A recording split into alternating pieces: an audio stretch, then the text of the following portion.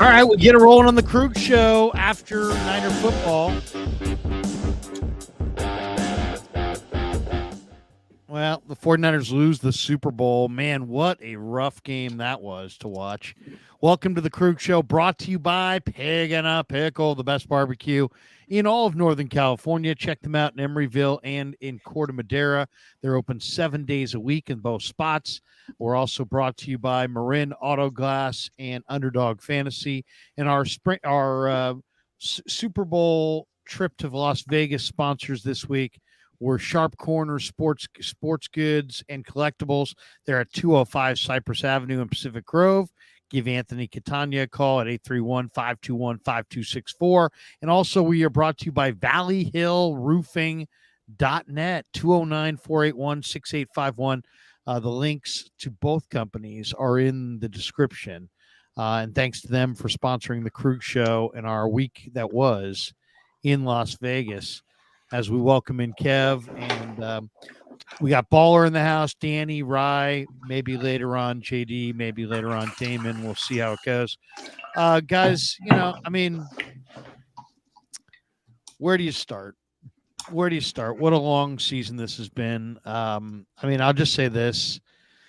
Mahomes did it when everybody in the building thought he was going to do it, but the Niners also had a muffed punt. The Niners had a missed PAT. The Niners defense gave up 455 total yards to Mahomes. So it wasn't like there was no blame to go around. There was plenty of blame, but Brock Purdy got his drive in the fourth quarter in the overtime and led them down the field. And it was great to see, but unfortunately they had to settle for the field goal. And when you settle for the field goal in that situation, you're going to wind up potentially giving Mahomes a chance to come back and beat you. And sure enough, Mahomes did. So what can you say? Mahomes, Kelsey, Reed, their dynasty. It was a great call at the end, the 3-yard pass to McCole Hardman in overtime. It was either going to be one of those things where if Hardman was covered, Mahomes was just going to run for it. And instead, the defender popped out on him, so he threw it to Hardman, and the Chiefs get a 25-22 victory, and we get things rolling on the Krug Show. Who wants to go first? Kev, you want to jump in? Go ahead. Yeah, it's tough. It's really tough. It's really tough. The fumbled punt was really a killer. Give them the ball right in the 10, and it's hard. It's Mahomes did Mahomes things. He drove them down. The defense, they really missed Dre Greenlaw on that last drive. I don't know what to say. It's tough loss from the Niners. Baller, go ahead. Yeah, the botch punt changed the game. At that point, it was 10-6. The Chiefs, they hadn't put one in the end zone yet. That was an absolute game changer. Disappointing. Luter, you got to vacate the area. All right, Peter means get out of the way, and it didn't happen. That was the game changer. But I got to look at the offense. All right, 19 points after 4 quarters is not going to get it done in the Super Bowl, and it's been talking about already. Kyle didn't run the ball those first 2 possessions out of half. It's pass. And I know they weren't running it that well, but I would have liked them to see them go back to what they did on that first drive before Christian McCaffrey coughed it up.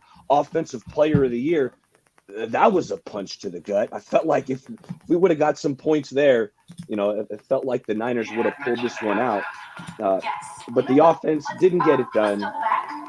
To beat the Chiefs, you got to play a clean game. And that was – someone's got some background noise going on. But is there an ad going, Larry? To beat the Chiefs, you got to play a clean football game. It didn't happen. It was only 6 penalties, but you got to play clean football. Trent had a few, a couple on that second drive that made it 2nd and 27. And what I thought, I don't know if you guys saw the same thing, but I didn't think the Niners had enough answers for Spags blitzes. felt like Purdy was running for his life a lot of this game, and he was making some baller, plays. you're absolutely cooking right now, but someone's mic sounds terrible. It's like a rattle. Are you guys hearing that? Yeah. Okay. We're good. Yeah, I don't think it's me, but I don't think Kyle had enough answers for the blitz. I thought Purdy was running for his life. He was still making plays, but it wasn't enough. The defense, while I thought the defense played good, I thought there were a couple blitzes. There was a 3rd and 6 in overtime where Wilkes sent the house, and at that point, I do not think that was the right call. Just a couple calls I disagree with, but my big takeaway, I'm disappointed in the offense. Niners had to put up more points than 19 after 4. Rye, what jumped out to you? I'm like weirdly a little bit zen after this one because there was a lot of ways this one could have went that would have made this a lot worse. I'm like kind of proud of Purdy. Like, he came back and was awesome in the second half of the last 2 games. I thought Purdy just played with like guts the entire game. And some of those plays, like it really sucks because they're not going to get remembered. But I mean, those were 2 essentially game-winning drives he had there at the end of the 4th and then into overtime. Specifically that one, he got to use check for the first down was so sick. And man, it was just devastating because it just comes down to, it's 3rd and 4. And blows the play up just like he always does. The guy, I mean, I'll take him for my money over Aaron Donald any day of the week. The guy is just an absolute stud. All he does is make monster plays in monster moments of the playoffs. And, it was that small of a difference between that, a touchdown to Jennings, or even he screwed up the touchdown that probably would have been a touchdown pass to Debo. But overall, I mean, this game, it really sucks because it's just a few things here or there. It was the fumble. It was the missed PAT. It was the off the foot. It was Kansas City recovering a couple fumbles. It's like I can't really I can't really get mad at anybody. I was really surprised with the way the Steve Wilkes defense showed up. I mean, where was that defense last 2 games? They showed up. That Dre Greenlaw goes out and the boys are still flying to the ball. It stopped. Eventually the dam kind of broke. And if you look at the yardage, it looks bad. A lot of that is like, Mahomes kind of moving up and down the field towards the end of the game. And it's just that horrible sort of helpless feeling because it's not just Mahomes, right? They just got to get the ball to the freaking 50 because Butker is so goddamn nails. Like I'm pissing my pants. Like they have to get this thing to the 20 for the 49ers for me to feel comfortable with a Jake Moody field goal. And it's like, once they get to like the 50, it's Butker range. And, it was just a tragic thing. They lost to just an absolutely worthy foe. I don't feel like Kyle wilted.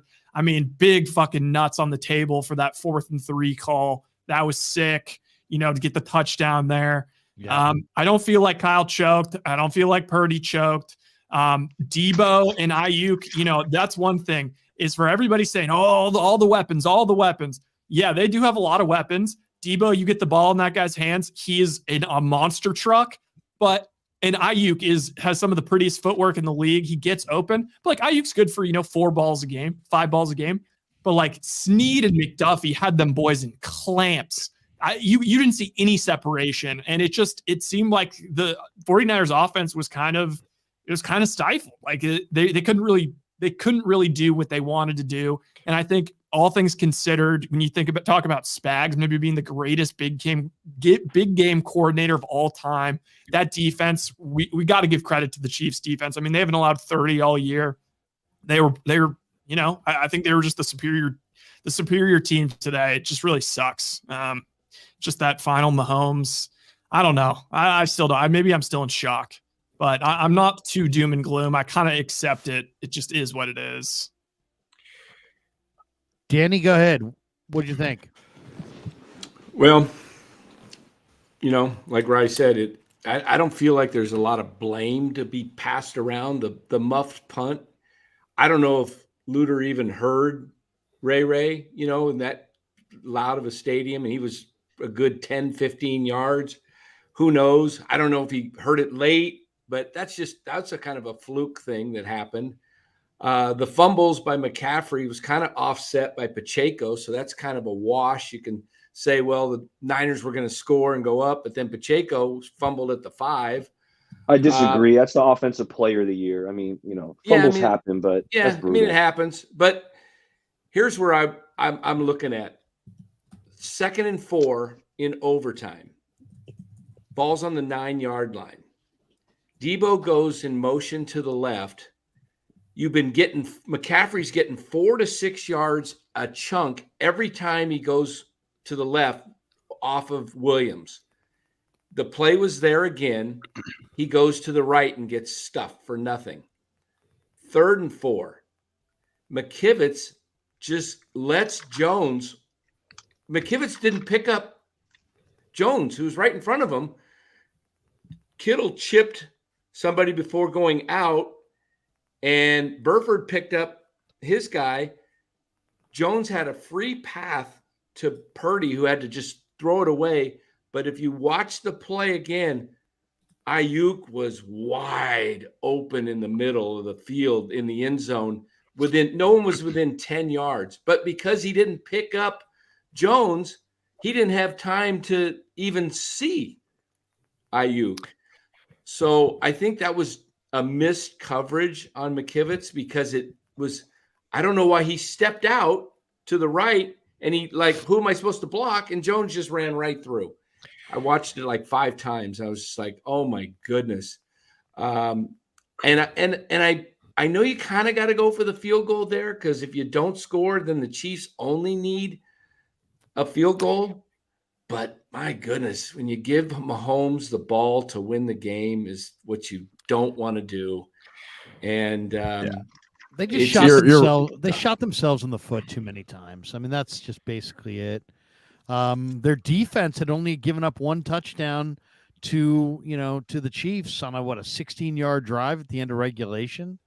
I mean, it's and that wasn't even a drive. That was the McCaffrey fumble, and there was 1 play touchdown.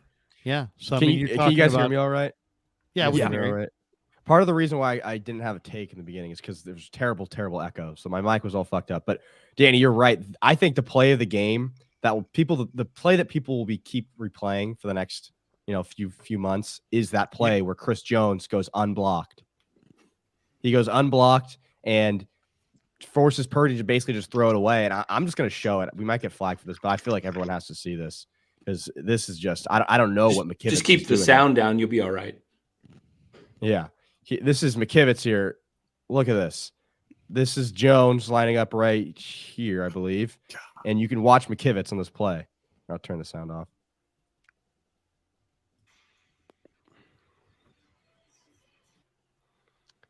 McKivitz right here. And oh my God. I told you. It's just awful. Look at McKivitz. Yeah. Oh God. Yeah. Looks like Kittle's going for a release. Look at Ayuk. Look at Ayuk. There was 3 options. There was 3 options. Yeah, watch Ayuk. He beats his man, and look at him. Look at Ayuk. He's just no one around. I'm not sure what McKivitz's assignment was here, but you just let Chris Jones get a free rush at the quarterback. His back is basically to Chris Jones. Just that. I mean, and if we know it's an all-out blitz, why is Kittle even check and releasing? Just stay in line and block. Like Spags has been sending the house. Let's block, 6 or 7 dudes. Anyways, yeah, that might be the play that gets replayed. Oh, that is frustrating. tragic. Frustrating game for sure. I'll say this on that one too. It's like McKivitz is supposed to block the inside guy. If you don't know which guy to block, inside or outside, you take the inside guy. Always, it's a straight path. Yeah. So but it's there's obviously a miscommunication there. He wouldn't have passed off the inside guy to nobody. He must have I think felt it was like a blown coverage. Must have felt like somebody was supposed to pick that up, but there's no question, win, lose, or draw, the line of scrimmage is where the offseason points to at this point. I mean, both offensively and defensively. Chase Young played inspired. I thought he played with his heart, hair on fire. I thought the Niner D-line played really, really hard at times, but the D-line wasn't good enough, and the offensive line, needs to be upgraded as well. So, I mean, those are the 2 areas that come to mind. But this one, I just think of, as, man, the 49ers could have won this game, but they shot themselves in the foot. It's not just who makes the most plays, it's who avoids making the most mistakes. And I think Kansas City got by the last 2 rounds just because the teams that they played last year, 2 weeks ago, Baltimore, and tonight the Niners, just made more mistakes than they made. So I thought Kansas City made a lot of mistakes today. I mean, just like tossing balls, missed. Pacheco misses the ball. And then how about Scantling catching that ball in OT? And he's like got it 2nd and 2, and he runs backwards and ends up losing 12 yards from where he caught it. Capitalizing on turnovers would have been huge in this game. They got the first interception in Mahomes' last, I don't know, maybe ever in the postseason. 3 and out. It was a 3-and-out punt. So yeah, it was a rough game. I mean, I just looked at the turnovers and I thought, okay, if the 49ers maybe are +1 or +2, I think that they've got a real chance to win.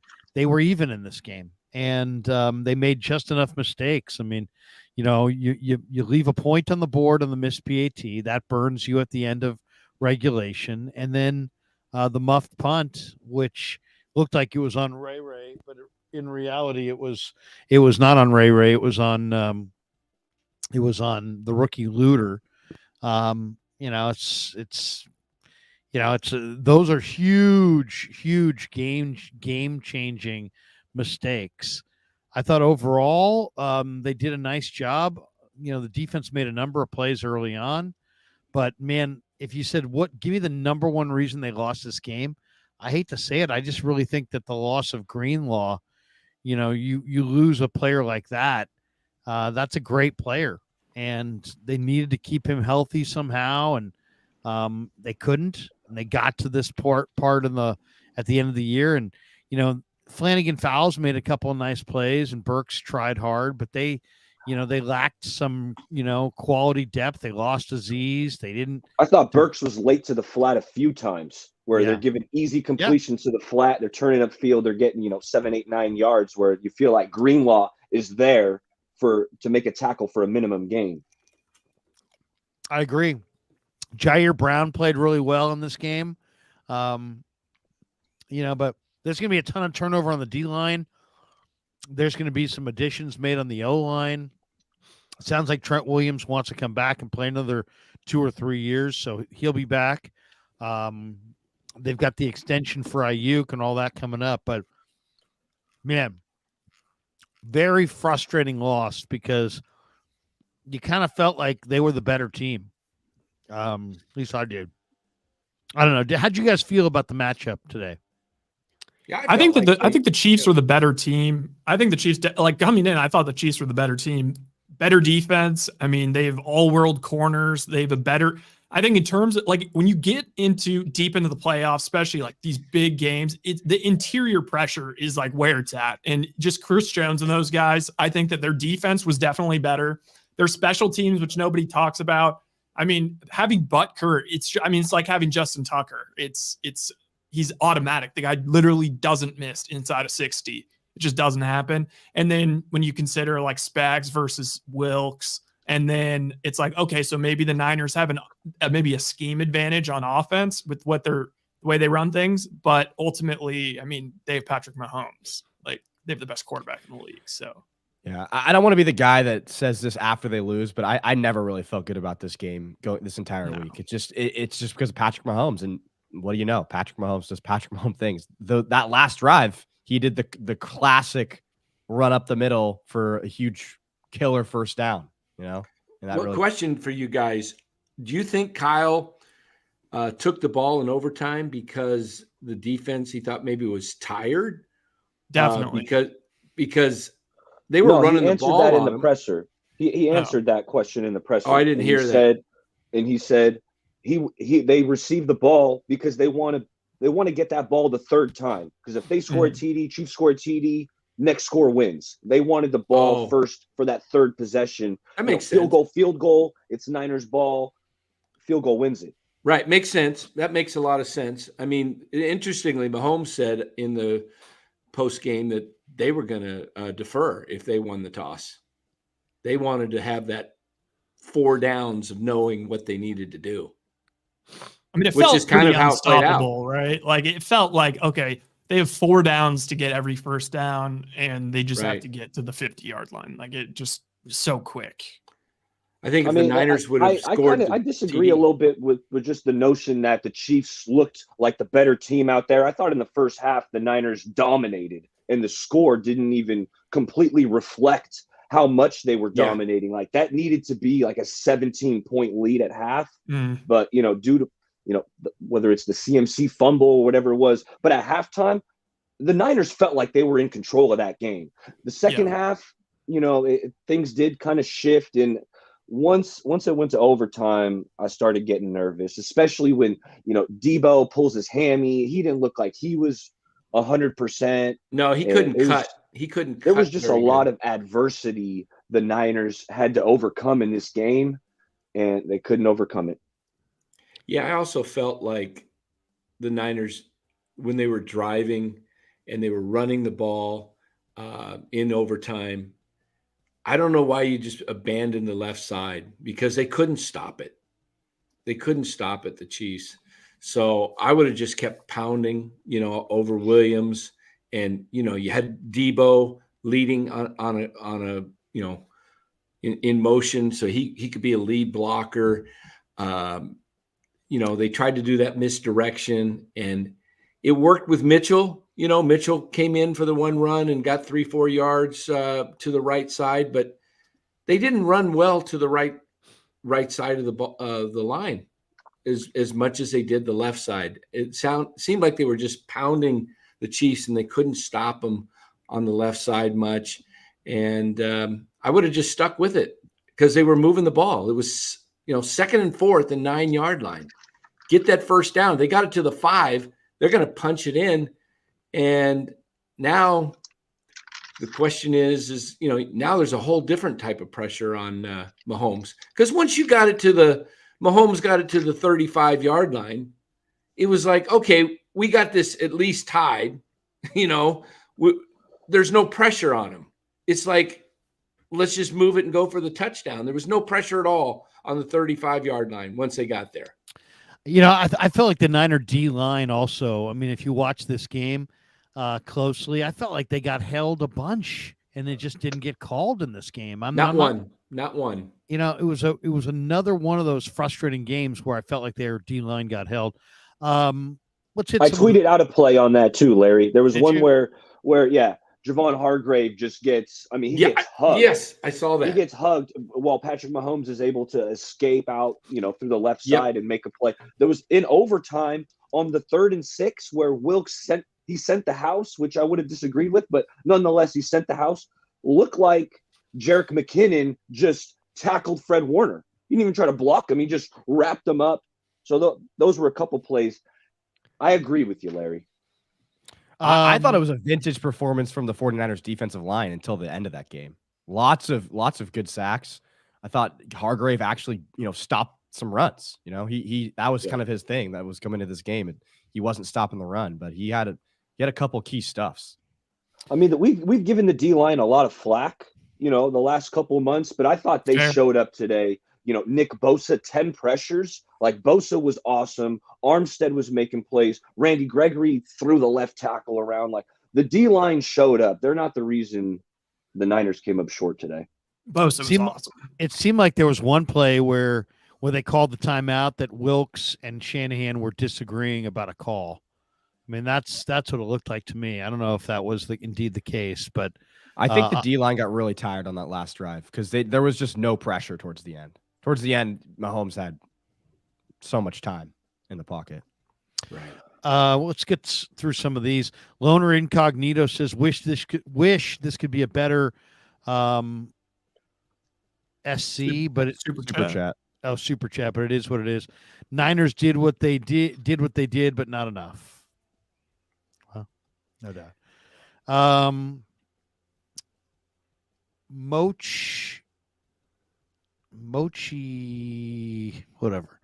Mochi Aye says this is why Luter doesn't play more.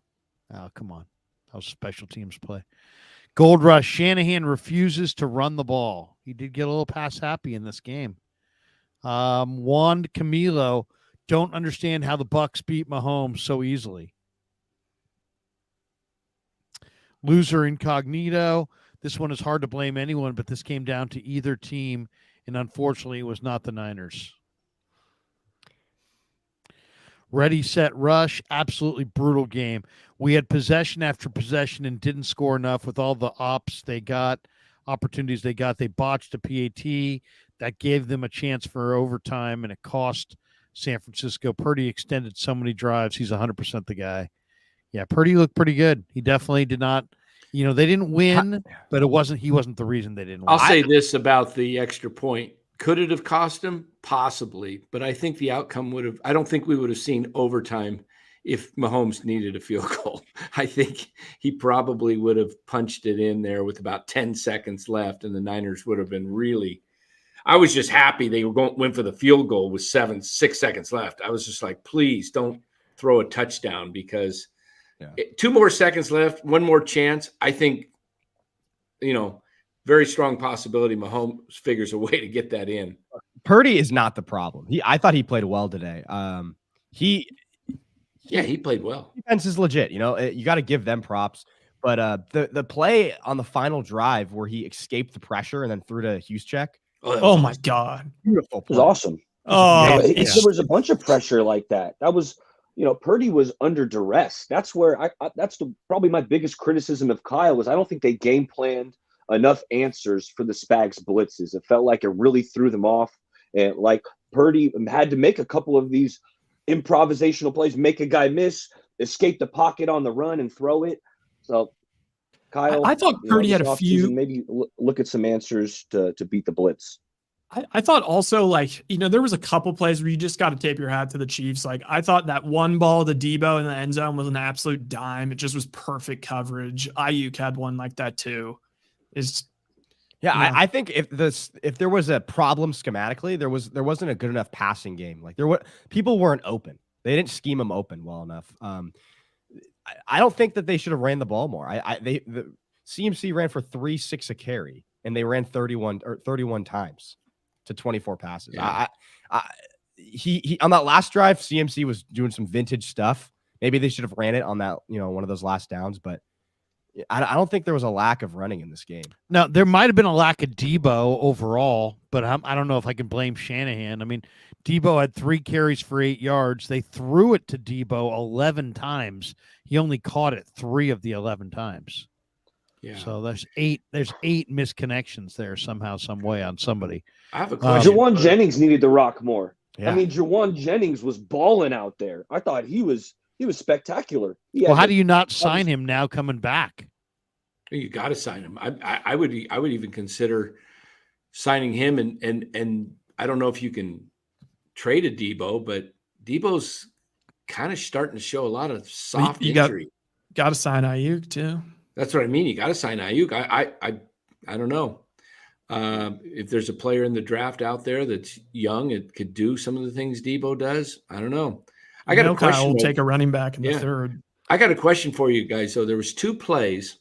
One, the Pacheco, they said it was a fumble and it went right forward to the guy's hands. We didn't get a good replay of it, but it sure looked like he kind of tossed it forward, didn't it? Whoa, yeah. That was wild. That was a forward lateral. Yeah, why didn't Kyle I think that was Rasheed Rice. Or Rice, yeah, but why didn't Kyle throw the red flag on that? Was it a forward or was it a lateral? It was a forward. I mean, it looked like he pushed it forward. Yeah, Was he behind the line of scrimmage though? Doesn't matter. Oh yeah, it would. No, he it wasn't does matter. behind the line. I don't know what the rule. He fumbled it, and then as he was fumbling it, he threw it to someone. I thought it was still a lateral though. You can lateral no, it was forward. That was It was forward. forward. That went. Well, they missed that. forward. I'll try to pull it up. Yeah, You can't throw a forward Please. pass when you're behind. yeah. And Kyle, I'm like, throw the flag, throw the red flag. Secondly, there was another play, and I'm not sure of the rule on this, but intentional ground. Mahomes was starting to run forward in the pocket, and he was getting tackled. It was late in the game. He threw it down the middle of the field. It could have possibly been picked off by a Niner, but no Chief that I saw in the picture was even close. And I'm like, isn't that grounding? He was trying to avoid a sack. I mean, That was a good point. I know what play you're talking about. Yeah, Yeah, there were and two I didn't Niners there, see- no Chiefs. yeah. And I'm like, why is that not grounding? Okay, Well, just in defense, there's some people that are like, "Oh, here comes the whining." I will say, trying to be as like, obviously I'm a Niners fan. It did seem like the Niners got some like pretty generous spots. Like it seemed like there was a couple times where the Chiefs might have gotten first downs, and they kind of called it short, and it ended up working out. So, Senior softball game says Mahomes is on his way to being the GOAT. Justin Cheeseman says, "Hey, we're gonna run it back because it works." 3 fails. I mean, we got closer. Oh my god! Ready, set, rush. This show has gotten me through a lot this season. I traveled from Arizona to Vegas, and all the fans here are absolutely devastated. All of you guys have been great. Thanks for an incredible season, guys. Thank you, man. Appreciate you. KOSZG says McCaffrey had 14 more rushing yards than Mahomes. That's a coaching failure. Ready, set, rush. Kevin's doppelganger. There you go. He's in Tucson. Carlos Quiros says, bunch of losers, man. Been a fan since 1988. Why did Shanna can't run 3 possessions in the third? What's the argument? Blow this team up. Niners did get away from the run game in the third quarter. They got very pass happy. Flavor _ reborn restorations. Let's keep it 150. They run the ball, they win. Well, they did run the ball quite a bit. I mean, it wasn't like the Niners didn't run. They had 31 runs and 39 passes. They probably should have had maybe 39 passes and 39 runs and 31 passes, but you know what I'm saying? I mean, they did 31 runs is a lot of runs, even in an overtime game. I mean, it's a passing game. The Chiefs had 46 passes and 30 runs. Niners had 39 runs, 31 passes.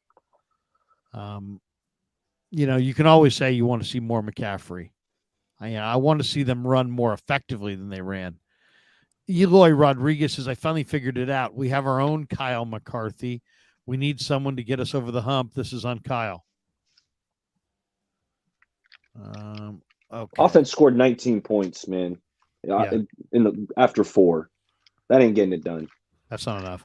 KOSZG, fire Colton McKivitz. Okay. Daza says there are lots of plays you can point to, but I think we lost the game in the third quarter. Look what CMC did in overtime. Why couldn't we do that in the third? Well, if you remember in OT, the pass game is kind of what opened up the run game almost. Like it felt a little. I kind of understood what Kyle was trying to do. Like it's if you just run it right into the line, all of a sudden you're 2nd and 10, and then it's, which I know you could say, well, if that's the same thing as if there's an incompletion. But I saw what they were trying to do. They were trying to kickstart the offense. I mean, that's been their bread and butter all year. They had the game lined up there at the end of the game. I mean, if you get one more first down, you can run the clock out almost and kick a winning field goal at the end of the game. They just couldn't get, execute on third down. And both of those times, that time and then the end of the game, it came down to like Purdy didn't even have a chance. He didn't even have a chance. He had pressure in his face, did good to get rid of the ball. Yeah, What I didn't like on that first drive, the Niners drove down the field on that first drive, right? And McCaffrey had a few nice runs, but I loved the motions that they were using on that first drive, right? They were using the ghost motions, right? Kind of spreading out that Chiefs defense, and McCaffrey was running it up the gut. I felt like he got away from those ghost motions, and implementing that along with the McCaffrey runs. That would have been something I wish you would have went back to, because it worked extremely effectively on that first drive, driving down. I'm looking at a lot of the comments. Understandably, people are disappointed, upset, angry, but all the comments about blow this team up. Kyle sucks, this, that, he blew it. I mean, you're playing against this champion, the Chiefs, the 3 out of the last 5 years now.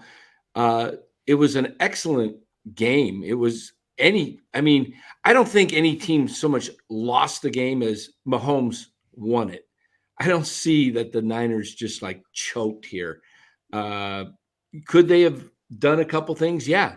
I mean, the better team won. There's no doubt. They made the plays. I wouldn't necessarily. I mean, fans are always going to have that knee-jerk reaction. I mean, you drink a lot. You have it's on Kyle. It's on this. It's on that. It's not as simple as that.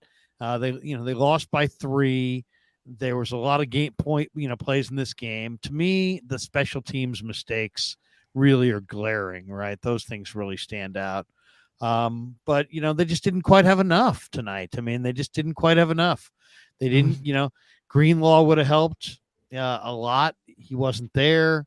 They just kind of ran out of gas a little bit. They came close. I mean, I got to laugh at people saying, shut up, Dan, Kyle sucked and this and that. You know what? If you play a game, you realize the competition it's a battle. It's a battle, and both teams are fighting. And the dang thing went 5 quarters, and we barely, had a the longest game of all time. Almost the longest, yeah. But I mean, are there things that could have happened? Yeah, but you also got to realize, Kyle's calling plays, but the defense is also calling plays. It's a game of chess, and sometimes you guess wrong, and sometimes you don't execute. I think the play call that Kyle, we just saw on the video, had McKivitz picked up Jones, Ayuk was wide open, and so would have Jennings would have been open. So it was just, they got beat on that play, and you can't fault Kyle for that. Kansas City made more plays. I mean, it's as simple as that. I mean, Kansas City made more plays and bigger plays, and that's it. Jeff Caravellis is no different than an elite PGA player. Kyle needs a mental game coach. I think he'll rid himself of collapses like he did in the third quarter. Thoughts? I don't know if I'd call it a collapse, but I mean, they definitely got away from the run in the third quarter. Joseph Phillips says, other than Williams, Kyle has barely invested high draft picks or free agents on the O-line. This organizational perspective must change. Give Purdy a clean pocket. Yeah, I think this is a classic draft where you invest at least 2 picks in offensive linemen, maybe more. And I know you love Colton McKivitz, Larry. I know that's your guy. He gives you great interviews. He was bad this year. I mean, relatively in perspective to McGlinchey, they were comparable. So maybe for the price, it's okay. But McKivitz wasn't very good this year. He gave up a ton of pressure, in my opinion. You can push back if you want, but he hadn't given up any sacks in these playoffs and going into today. But I mean, you're also asking a guy who was a 5th-round draft choice, who was probably is in a championship team. He's probably the best position to be like an Allegretti role for the Chiefs. He's a smart, heady backup that can play all 5 spots and not burn you.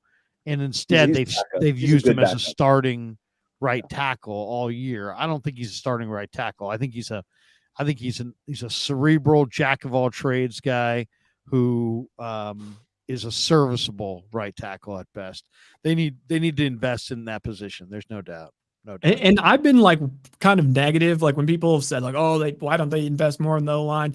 I always I'm like, oh, come on. This is part of the great thing about Kyle is like, it's like the one scheme. You don't really have to invest in an O-line. You get the one great left tackle and you can kind of make do and make it look like you have a good offensive line. But it's just again and again, you come up against the fatal flaw of this team when they get into 2nd and 8 or, 3rd and 8 versus these type of teams with the pressure, the interior pressure, like it's brutal. And I really think that because Purdy can, move around a little bit and that this is now transforming a little bit more into a passing game offense, and the fact that Purdy is a smaller guy and gets a lot of balls batted down, I think it's time you got to invest in some interior alignment. You just have to do it. Yeah, no doubt. Green Glass Full says love to Greenlaw. Appreciate that one.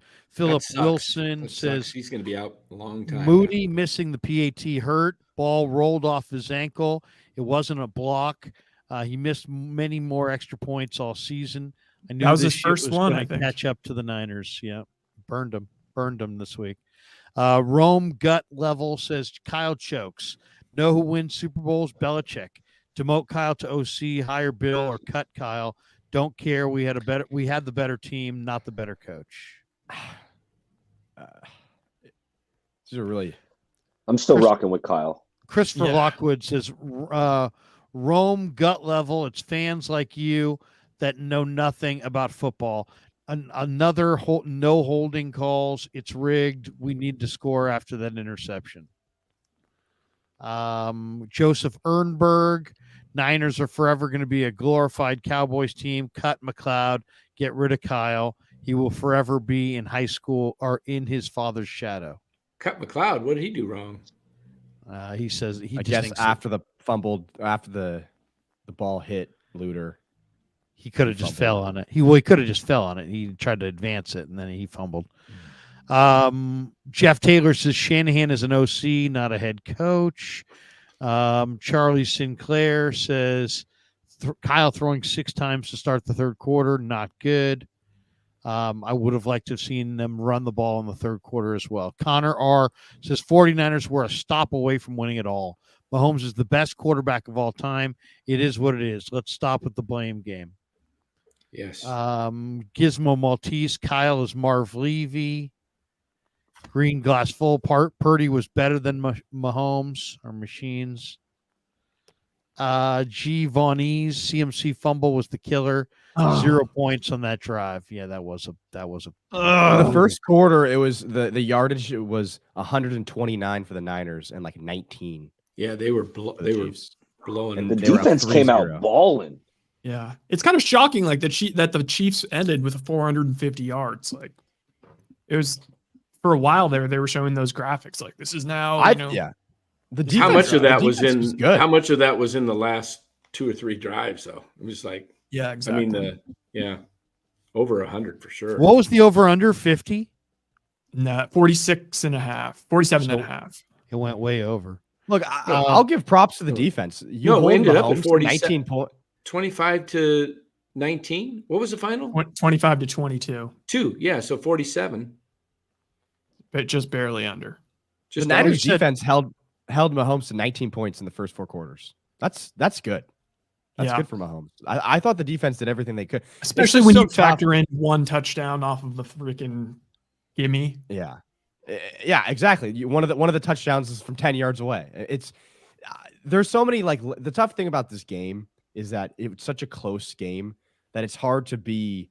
It's hard. There's so many different things you could point out and say this was the play where they lost. Like any play, any different play, if Any it went a play. different way, we would be sitting here saying how great of a game it was from the 49ers. Can we talk a little bit just a bit for us, for me, Baller, Kevin, I know that nobody feels bad for 49ers fans because obviously all of the success in the past, but it has just been pretty insane. Just from Harbaugh until now, not only is it every time they get in the playoffs, they make it to at least the NFC Championship game, but then every single time they are up in the end of the game and they're coming back and they lose in heartbreaking fashion. Every single time this has happened, except for the Eagles game. And I count that as heartbreaking because that wasn't even a game last year.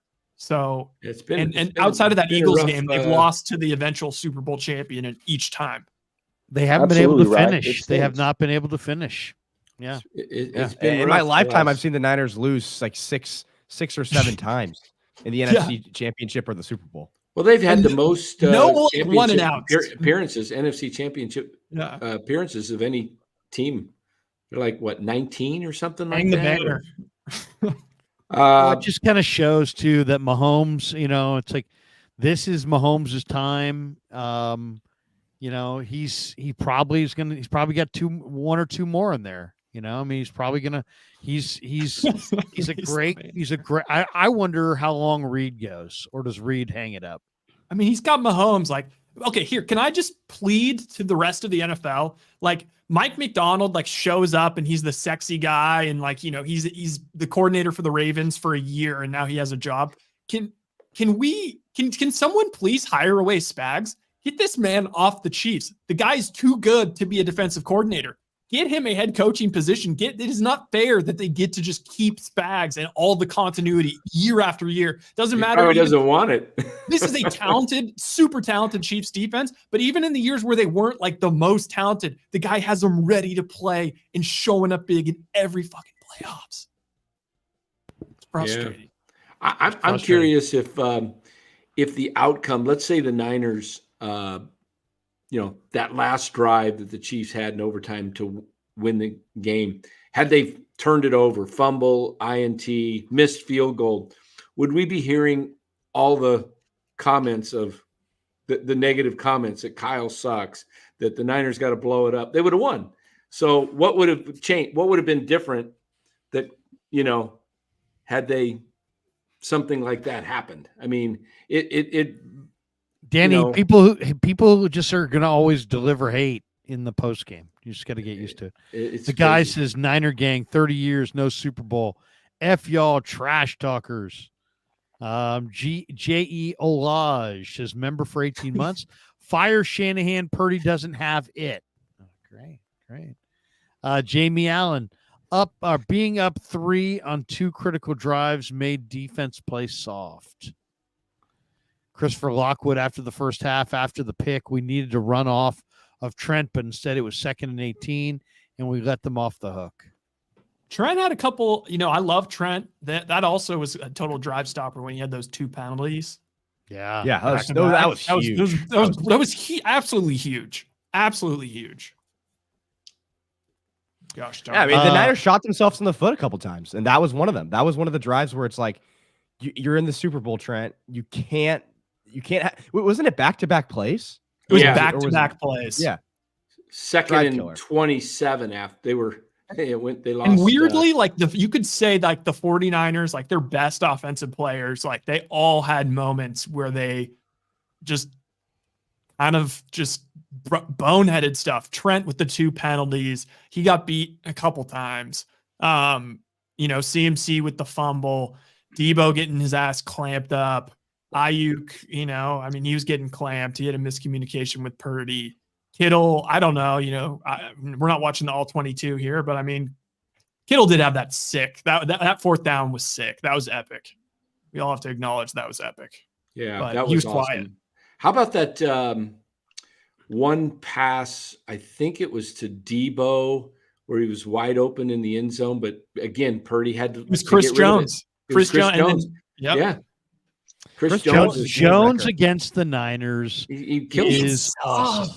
He's awesome. He doesn't show up in the box score, but he shows up in the film. You every single time I've seen Chris Jones play, I'm like, damn, he's wrecking this game. And then you check the box score, and it's like, 1 tackle for loss and 3 tackles. It doesn't show up in the box, but he does. And it's weird because we've seen them go up against Aaron Donald for it's ages, and Kyle kind of weirdly knows how to game plan for Aaron Donald. And there's just nothing you can do with Chris Jones. Chris Jones, the most dominant defensive player in the game, and his instincts, man, they're so He's a free agent. He's a free agent. Maybe I know he is.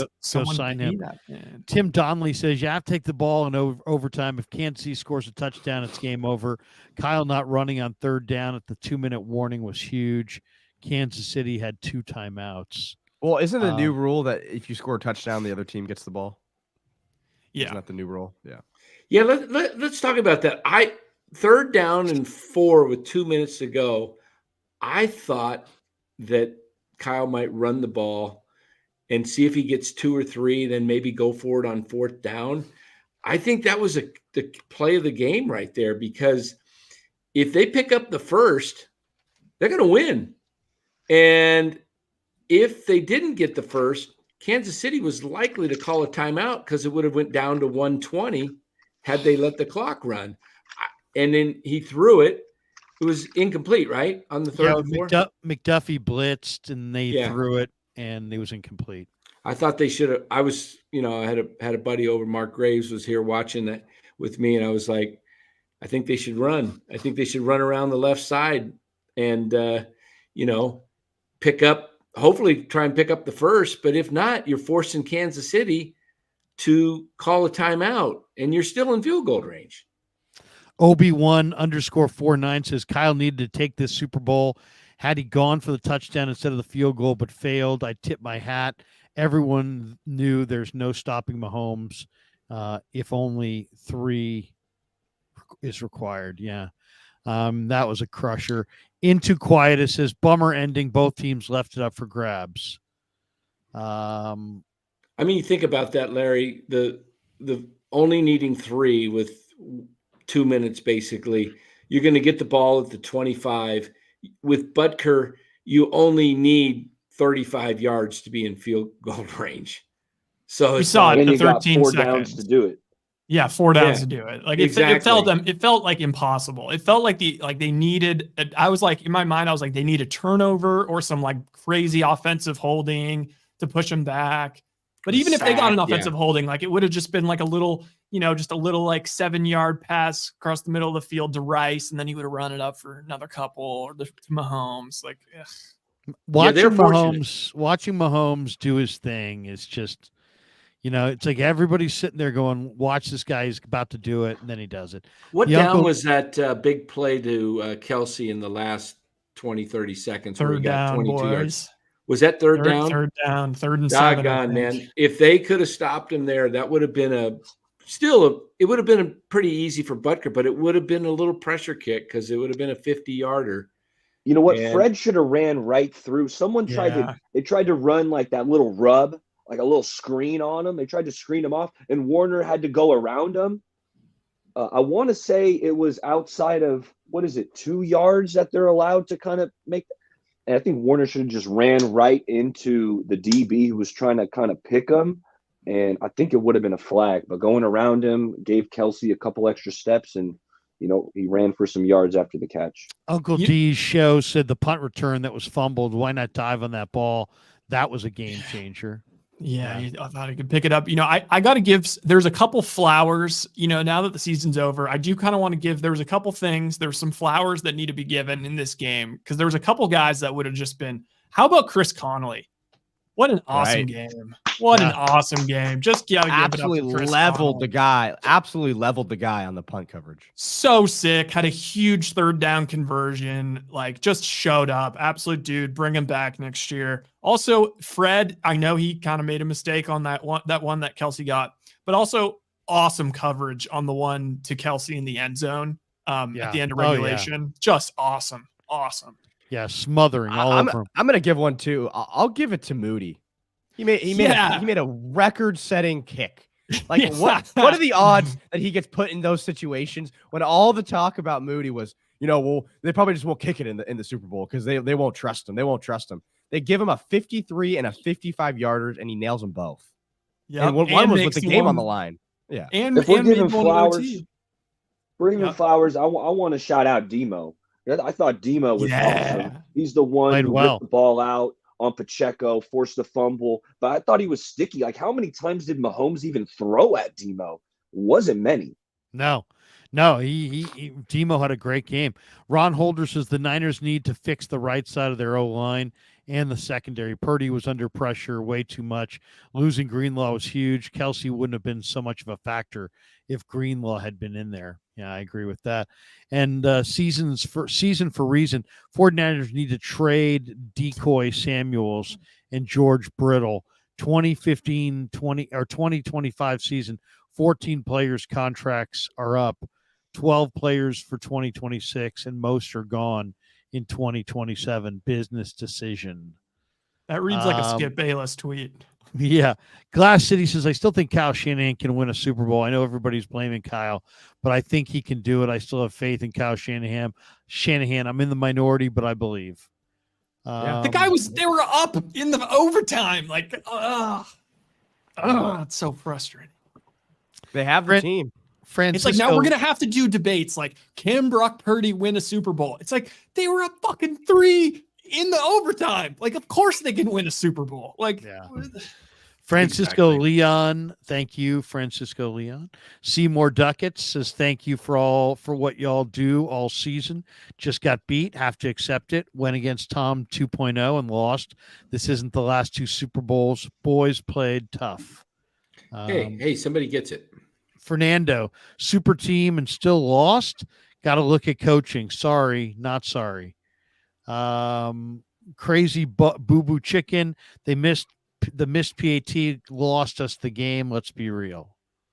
When that happened, did you guys think they were going to lose? Because I just thought, oh man, it's just like that's probably going to burn us at the end. Maurice says Wilkes 0 blitzed on third in a critical time when we were getting to Mahomes with 4 or 5 guys. We need to eliminate the wide 9 with soft zones. He's fired. I mean, the wide nine's not his scheme. I mean, that would really be something. And Hey, the you're soft fired. zone isn't only him either. I mean, Sala D'Amico also ran a soft zone at times. Exactly. Francisco Leon is Kyle becoming a Marty Schottenheimer. Ooh, getting close, but no cigar. Seymour Ducats, respect to Rye too. Called it all season. Mahomes postseason just different. He consistently said all season, watch out for the Chiefs. Mahomes showed it in the Super Bowl. Well, I mean, watch out for the Chiefs. They were the defending Super Bowl champion. That's now a slick take. Watch out for the Chiefs. I was riding the Chiefs when people were there. There were moments. I mean, of course, there were moments of doubt for the Chiefs throughout, but it's just the thing people didn't realize, like how good their defense was. Their defense. Guess that's true. The heart of a champion, right? And what I don't like is they're going to go get Mahomes a weapon. Like Rice is a rookie; he's going to get better. It's like they're going to go. There's a void at receiver there. They're going to go get him a guy. Yeah, I could see like Stephon Diggs or somebody like that. Christopher Lockwood, what happened on the play action? Run off of Trent? Why all the empty sets? We tipped our hand, run pass. I've been getting on Shanahan all year about empty formation. He's been going empty way too much for my liking. And it's like, okay, you can go empty, but you got to beef up that O-line next year. You have to. Yeah, I mean, early in the season, if you said, "Oh, I don't think McKivitz is the guy at all," and it would have been kind of considered a hater take, but I think now it's pretty safe to say a Super Bowl team does not have Colton McKivitz at right tackle. He's more of a Swiss Army knife. You can move him around. He's the great backup offensive lineman, but starting right tackle for a team that's trying to win a Super Bowl, I don't think he's the guy. 49er faithful, they didn't call any holdings on the Chiefs O-line. Gold Rush. Yeah, the guy with the most penalties in all of football on the line, put a clean game. Yeah. Gold Rush says you go for it on 4th and 3. Max McGloin said muffed return, fall on the damn ball. John Naylor. What's up, John? We've got green glass full. Dude, Kelsey punched his coach in his fat stomach. Did you guys see that? That was insane. I've never seen a player just bump his coach like that. I hate Travis Kelce. God, his after the Super Bowl too. No humility. Oh. Yeah. No, I turned that shit off. What'd he say? Oh, he was like trying to get chants started and like, it was terrible. Like even Swift was cringing. I'm pretty sure. Francisco Leon Larry, I feel for my boy Kev at 39. I want to see my son win one at some point. Yeah, no, I feel for all younger Niner fans for sure. Daniel Martinez, Steve Wilkes was under heat during that 3-game losing streak. Credit to him. He showed up during the biggest game. Shanahan did not. What do you guys think of that one? I agree. I mean, I've been saying it all show. It's on the offense. This is not on the defense. Not on the defense, no. I mean, also, we can blame Shanahan, and there are some plays that, I think some of the play calling was a little bit suspect at times, but also you got to – he's not out there executing. He's not up there jumping off sides. He's not there, missing blocks and stuff like that. He's called – that last play was dialed up perfectly, the 3rd and 4, before they kicked it. It just – that's – you can't – because McKivitz missed that assignment, you can't say that's on Kyle. I don't know. That's one play. I thought there wasn't enough answers for the blitz all game long. I thought Purdy That wasn't even a was blitz. running for his life. That was just That wasn't a blitz. I don't think they blitzed on that. Maybe.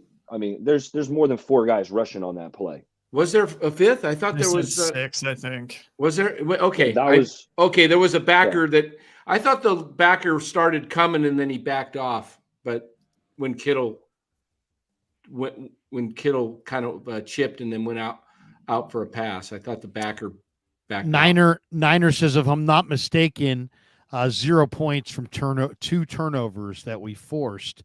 Dazza says the D-line played really well. We had some big turnovers, but didn't capitalize on them. Kilted Niner fan says one of the killers of this game was the punt returning off of the ankle.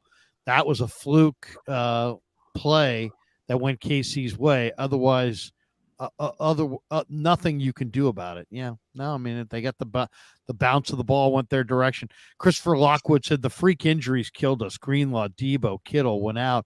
Then tight end 3 gets a holding that killed us in overtime.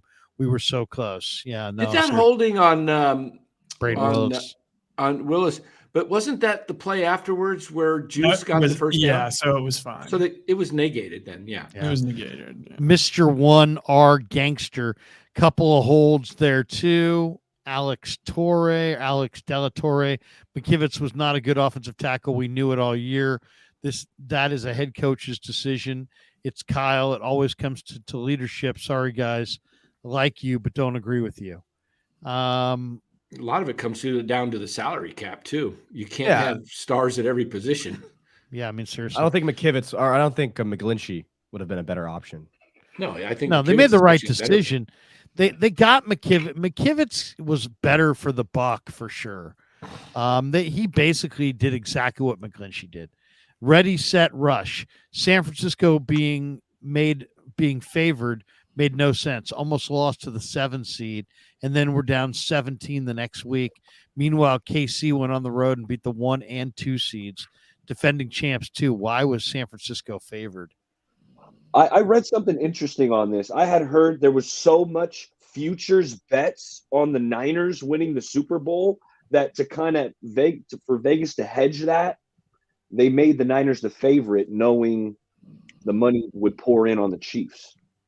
Yeah, I heard that too. And how about the Chiefs, dude? Though this is not a Mickey Mouse ring for them. This is like as hard as it possibly could have gotten. They played the best teams in the NFL and they beat every single one of them. So I hate it, but props to Mahomes, flowers to that team. I know they're just a great team, just a really great team. Yeah, Kevin Romero says, where was Jordan Mason with CMC in the slot? Yeah. Are we talking Jordan Mason? Yeah. Sly Newton, I've never been of Niner.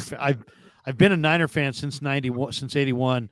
Stop with the excuses. 9 passes, 10 runs to start the second half is where this game was lost. I don't know. I mean, to me, it's like, how do you not? The special teams blunders were very painful in this game. Max McGloin, we saved $6 million letting Robbie Gould play golf and waste a 3rd-round pick on Moody. Cost us the game. Well, you wouldn't have you wouldn't have had a 55-yard field goal though. That's true. That is true. Yeah. Gene 3 Cali. There's too much complaining in the chat. The Niners have all the pieces through 2025 to 2027 and will be solid if they invest in an O-line. Window talk. Jamie Allen bets Finns, Bills, Ravens, and us can't trip situational. Are you guys understanding that? Yeah, I think he's saying that's just an insane path that they had to go through. Can't say it was fluky. They beat the Dolphins, the Bills, the Ravens, and us. Can't trip situational. Okay. Treeman McCool Jackson. He said 49ers made critical mistakes and didn't capitalize on opportunities. The O-line was the problem. There was no answer to the blitz. It is what it is. Oh, man, can't get right says 49ers are the new Buffalo Bills. Don't say that. Don't say that.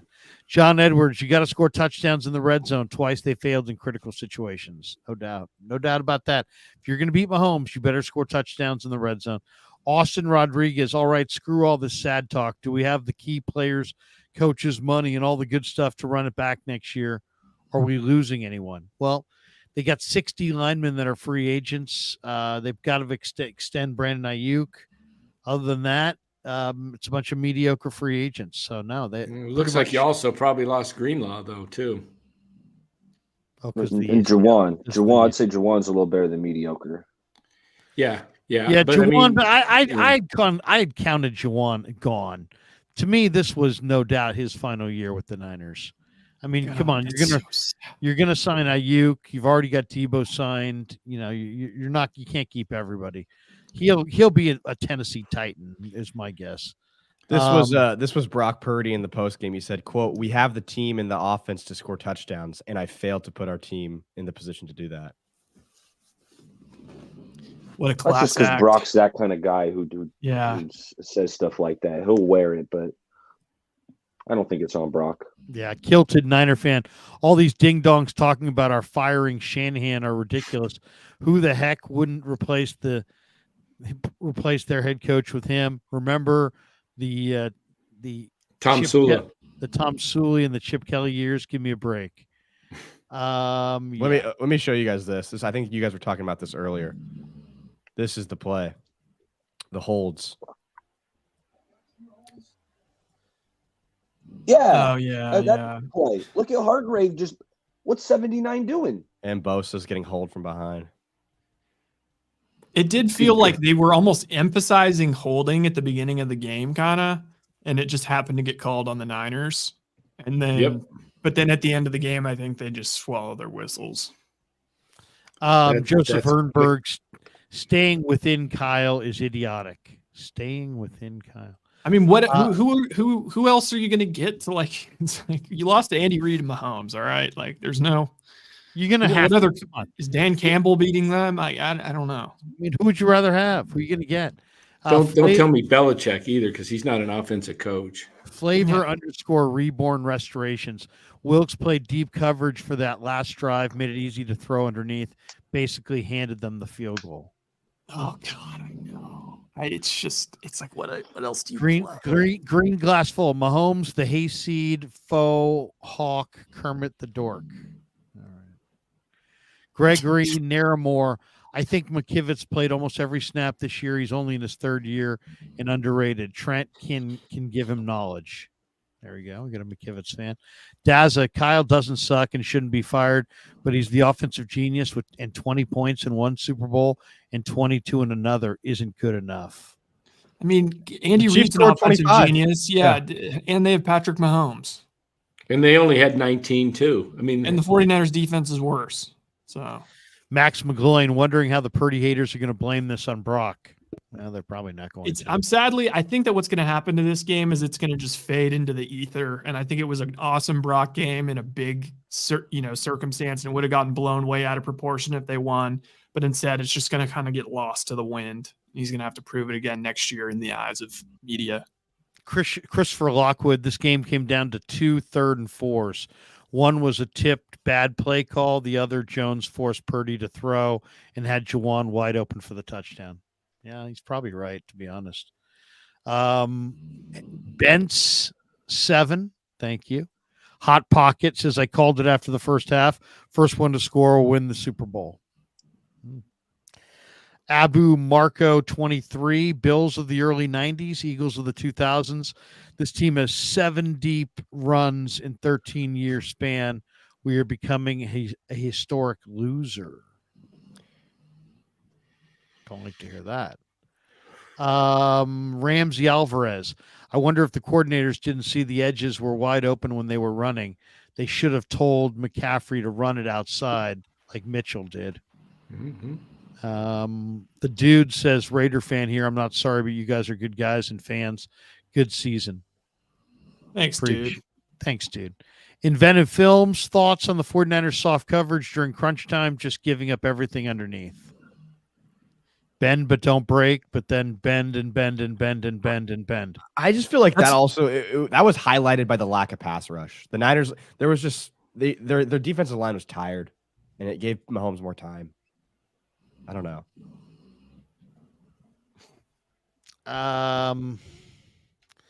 I like when you're challenging a team. I like to challenge them. You know what I mean, and take my chances. I hate the let's let them, move the ball down the field at will. Take a chance, make them, make a play. Don't just give it to them by slow death. And that's kind of what we watched there at the end. It was just like, oh, here it goes. Can they get off the field? Nope, they couldn't. They lose the Super Bowl. I mean, it was so hard to watch. Carl Zion, this loss makes you forget Jair Brown picked off Mahomes in the third quarter. We never capitalized on any of our defensive stops in the second half. Devastating. Yeah. It's a great play by Jair. Deshaun DeVoe, we are the Utah Jazz, winning against, what does that say? OBJ? It does look like it says OBJ, but maybe he means like we're like Utah Jazz versus Jordan. I don't know. Gregory Naramore, how do you think Jair Brown did in the game? I thought he did well. Sweet pick. Nice pick. What about that one big completion? Pacheco ended up coughing it up, but Tayshaun Gibson was there. Jair Brown was there.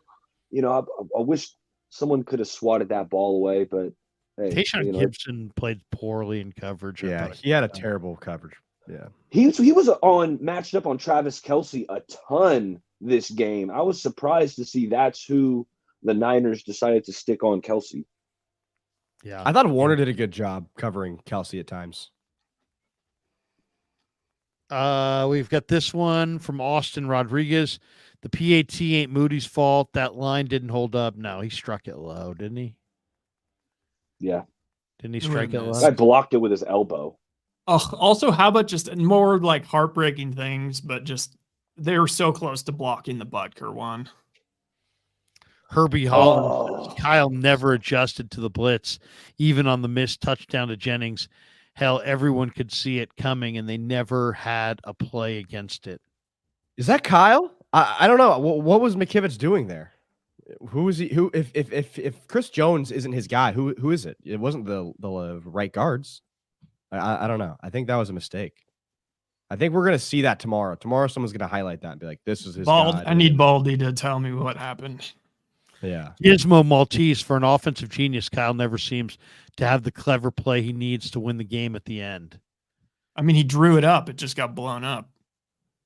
Joshua Wyatt, don't let Kyle off the hook. When he kicked the overtime field goal, he gave the Chiefs 4 downs on every try. They would have been better off running it over at the 8. The moment he elected to kick, he lost. Yeah. I'm with Dan. I think Dan brought up a good point. Run the rock on 3rd and 4. You get 3 yards, 4th and 1. You got to go for that. Now the clock's running, and you're pretty much kicking a Jake Moody field goal, as time expires. I thought Kyle had a really gutsy call in the third quarter. I think it was a 4th down. 4th and 3 on the 12 or 15. Yeah, it was the 15-yard line, and he threw it for a first down. It was super gutsy call, and it worked out, and they scored on that. They scored a touchdown on that drive.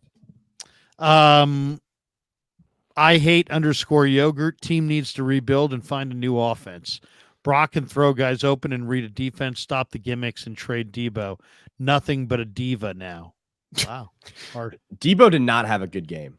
No. He did not have a good He dropped one of those balls that almost was an interception. Yeah. That was a Shalandon Walker. Thank you, Shalandon Walker. Sucker free. Offense choked. Defense was tired of cleaning up the offense's mess. Two turnovers from the Chiefs. No points. Defense was outstanding. They just got gassed. They just was gassed. 49er JoJo. 49ers are the Bills of this century. Oh man. Kaz G says, did we run at all in the third quarter? What's your thoughts on that? Hardly at all. Hardly at all in that third. I wish they'd committed to the run right there. T5 said, hey, $1.99. Joseph Ehrenberg, get rid of Kyle. He's a loser and forever will be. Shalandon Walker, go get Bill Belichick as the defensive coordinator. Fire. Somebody suggested that. KOSZG, Kyle needs a real OC or he needs to be demoted to an OC. Titus Moeller, Vish is pretty frustrated and is saying that the 49ers lost the game the same way in 2019 with lots of different ways. Thoughts?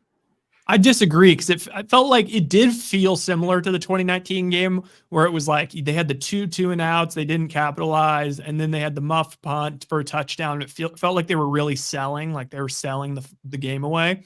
And then I thought, they came back down. They had the sick 4th down call, touchdown. And then I thought I thought that it felt like Kyle and Purdy were going to beat the allegations. It felt like they were coming up big every time they had to come up big. And then it's just, I don't know. It's a weird one. It doesn't really feel like, it just doesn't feel as much like they choked it away because it didn't end in like a Mahomes kneel down or like Purdy, trying to score a touchdown to win the game, but it didn't end up happening. They had him. They had him right there. They were inside the 10-yard line, 2nd down, and 4 to go. From the 9, they just didn't execute. And couple of. I still think the 2nd down call was the key. I didn't like the run to the right. I just think you were running to the left side, getting chunk yards. It seemed like in that second half, especially that last couple of drives, every time McCaffrey was given the ball on a toss or just where he cut to the left off of Williams, it seemed like he was getting big chunks. And then all of a sudden you run Debo in motion, and it's like, oh, you're going to get cute and go to the right side where the offensive line was not moving the Chiefs defensive line all game. And that was just frustrating to that call, because I think at least you pick up, if you go left side, if you don't pick up the 1st down, you're probably putting yourself in a 4th and 2 or 1 situation. And maybe you still, you go for it there. Just was disappointed there. The other question I want to ask you guys, this is more of a question for you, Larry, probably. Would you consider trading Debo this offseason to be able to sign Ayuk and maybe beef up the offensive line with a draft pick, or what could you get for Debo at this point? I mean, I would consider it, but I mean, he's very much a part of your culture. He's one of Kyle's favorite players. I don't see it going too far. I mean, I'd want a 1st-round pick. I'd probably want a 1st-round pick and a 3rd-round pick. I don't even know if you could get that. So I don't know if they're going to wind up trading him. It seems like I'd be all ears, though. I'd be interested in any creative way to potentially make this team better. T5 says, run the ball, Kyle Shanahan.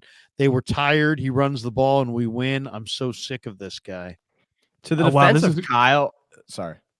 Oh, I was going to say, this is a crazy stat. Just more Chris Jones glazing, as they would say.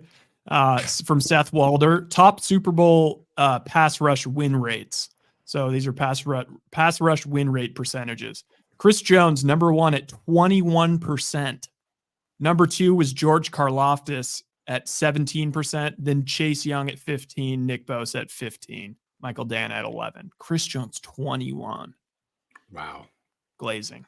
If you're not feeling that great right now because the Niners just lost, the good news is that right now the Niners are the favorites to win the Super Bowl next year. Stop it. I swear to God. Oh my. Bleacher Report. Is that Vegas? Here is Jay Glazer. Here is Kyle. Let's hear Kyle here. What do you mean? Let's hear a little bit of Kyle. I've got a little bit of Kyle off Twitter. Here you go, a little Kyle Shanahan. As players, in terms of we worked. Hold on a second. No, I mean, when we go through football, like, and you watch it as part of our job, I mean, any play that doesn't work, you always think about that. But in terms of like everything that we try to do, we try to prepare as hard as we can. And we try to go in there and do exactly what we think's right based off our preparation, what's going on in that game, and try to make what I can't live with is when I do stuff that I didn't plan on doing or that I didn't do and second guess myself. And I'm proud of what we did today as a coaching staff and as players in terms of we worked and we did everything that we planned on doing. We just didn't get it done. And any play that didn't work out, yeah, you always look at that stuff, but that's how every game is. And that's what we work at. To Kyle's defense on all the talk about him not running the ball in the third quarter, like if you look at the plays situationally, I think it makes a little bit more sense. Like the first drive coming out of half, the first play is a pass, the second play, Banks false start. So now you're looking at second and 15. They try to pass it again. It's incomplete. Now you're third down. You have to pass. The second drive, the first play is a pass to Juwan Jennings for -8 yards. So now you're 2nd and 18 again. So you're probably not going to run it there. So I guess that'll ball you're muted, but I guess that when you pass so much, it increases the risk of negative plays. You know, that's running the ball. That's why you have a 2nd and 18, because there's a pressure and Purdy's running for his life and he's got to throw it to Juwan Jennings, who's running back to him. So, you know, if you run the rock on first down, it's not 2nd and 18. Alex Zubia. The next drive they ran and it was for no gains, and then they went back to passing. So I'm just saying there's some situational reasons why they passed. Gotcha. Okay. Alex Zubia says the Super Bowl loss hurts the most, knowing we could have put the game on lock, knowing this was number 6, a couple of better play calls, one less mistake out of 3 or 4, and we had number 6 would have been ours. Oh my God. Ramsey Alvarez says Kyle went away from what got them there. Christopher Lockwood, I love Shanny, but he made some questionable calls. He choked. We didn't have a first down the second half until the 4th. Inexcusable versus Mahomes. Zorn 76 said, tough moment, but above all else, Brock Purdy's a winner. Brock Purdy is class. Brock Purdy is humble, and he'll helm the 49ers for many years to come. Well, there's no doubt. Speaking up on that, Tony Romo at the beginning of the game, like, you know, he was setting up, like all he wants to do is talk about Mahomes. And like he started off the game and he was like, well, you know what, Jim, you know, this is going to be a lot of pressure for Brock Purdy because, you know, you see fit number 15 over there on the other side. And it just does a lot of things to quarterbacks. You know, they tend not to come up big in these situations knowing he's over there. And then Purdy just looked totally fine, looked super comfortable to start the game. And then he tried doing the same exact thing going into the 4th quarter. He's like, this is when the pressure really gets to you. And you see 15 on the other sideline. And I felt like Purdy looked like it was a regular season game. Like the guy was just completely locked in, looked completely used to the pressure, totally normal. So I think that's a great sign. Jay Buies Yehar says, think John Lynch is giving Bill Belichick a call tomorrow. Now, I said this, that if the Niners lose the Super Bowl, I could see them pivoting to Bill Belichick as the DC. I'd love to see it. I think the Niners have a lot of good young DBs, and they need a coach that can develop those good young DBs. And if Belichick was willing to do it, I'd be willing to have him. We'll see. I don't know. It seemed like there was some disconnect and disharmony between Shanahan and Wilkes. Maybe I'm reading that wrong. Maybe Wilkes will be back, but I get the sense that that when they do their autopsy on the year, they're going to decide that the defense needs to be better. And despite the offense only scoring whatever they scored tonight, the defense will get blamed and Wilkes will take the blame and Wilkes will move on. I think there's still very much a chance that Belichick could be the defensive coordinator. That's just me talking. I have no sources, but I could see them going after Belichick. I absolutely could. Francisco Leon, it's Leon. Oh, Francisco Leon. Thank you. Sorry about that, Francisco. Thanks for the extra super chat to clarify the pronunciation.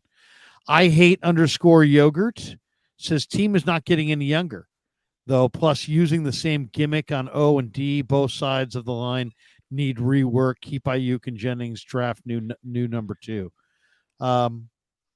Yeah, I would say O line, D line, keep Ayuk. If you can keep Jennings, do it. I doubt they'll be able to. I mean, I'm interested in your guys' opinion on this, but I don't think any of us are proposing that they do anything drastic, right? I mean, you kind of just have to run it back and improve in small ways, right? There's no like, you got to fire Kyle, replace him with this, or you got to trade all these key players. But what is the move? Is the move just let's get better in the draft and sign a few guys in a couple key places and run it back? That's kind of what I'm thinking. I don't really think it's going to be like trade Debo, trade Hargrave, fire Wilkes. Like, I think it's going to be kind of the same team with a few more pieces. Yeah, I mean, it's just the way it always is. I mean, there'll be 10 or 12 rookies. There'll be a free agent or two. It'll be interesting to see if they like to target one major free agent, who will be their target. That will be. I would love a right tackle. I would love a right tackle, and then maybe another corner. I mean, Ambry Thomas. They were scared to put Ambry Thomas out there. It was Demo, and then in the nickel, it was Logan Ryan. Logan Ryan was out there a ton tonight. If you can draft another corner and Demo plays in the slot and a right tackle, those are a couple things I'm looking to improve. Yeah, another corner would be nice. L'Jarius Sneed's a free agent. Herbie Holland says Kyle Shanahan will never win a Super Bowl. Tyron Smith is a free agent next year. Yeah. Armando Colmenares says game was lost in the first half. Up 7. We could have been up at least 14. Was our downfall. Offense wasn't sharp at all in the first half. Ryan Crowley, Niners will not get back. Kyle choked again. Next year will be rough. We have 75 offensive weapons, and we use none of them right. Kyle blew both Super Bowls. Wow. Tyler Wiseguy, that is so devastating to lose this Super Bowl. How will the team recover? Do you think? Maybe go sign Brian Burns. He's a free agent. Do you think like all these people in the comments, like when their parents or if their parents and their like kids bring home report cards, like it is just like they're basically firing their kids if they don't get all A+? Get out of here. You'll never amount to nothing. I told that to Kev, but he just kept going. Something about losing that brings out all the people with pitchforks and torches, just ready to be like, it feels good. It does feel good. It feels good to get a pitchfork and a. Yeah, They walk proudly into the office on Monday morning. How you doing, Lois? Yes, last night on the internet, I demanded somebody to be fired. Really? Well, good morning, Hal. How impressive are you?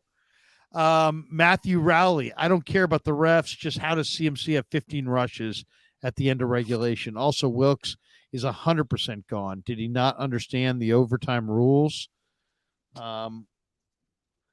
How'd you think? What'd you think of Wilkes' job of coordinating in the OT?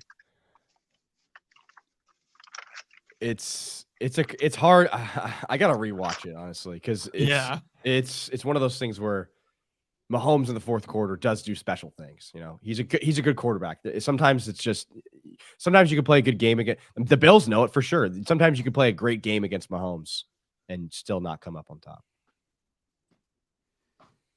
He's damn good. Yeah, I was looking at just the overtime possession the Chiefs had.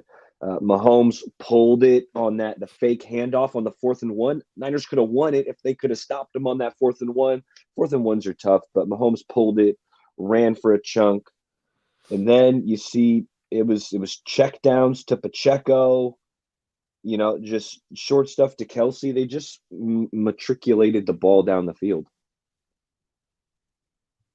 Which is what always ends up happening in these stupid Mahomes end of game. Like you're so scared of getting beat over the top and losing the game via touchdown that you just move it right down the field. Like, and I don't even necessarily think that's like, oh wow, Andy Reid's some amazing play caller. It's just like Mahomes has done this so many times now. He's completely on the same page as all his receivers. He just knows what to do, and it's just like it's second nature. Have we seen? I mean, yeah. We haven't, besides the Tampa Bay Bucks in 2019 when they lost, obviously. It seems like every single one of these Chiefs wins has come down to a huge drive from Mahomes where it looks like he's just unstoppable. And he's not throwing to some, star-studded receivers. He's like last year he's thrown to what's his name? Kadarius Juju Toney. Smith-Schuster, Yeah, Juju and Smith-Schuster. Kadarius Toney. Yeah, it's this year it's McCole Hardman on that play. It's just there's so many what ifs about this game. What if this happened? What if that happened? I think the Niners played a good game, and they had a few bad plays, which they have in every game, but the Chiefs just got the best of them.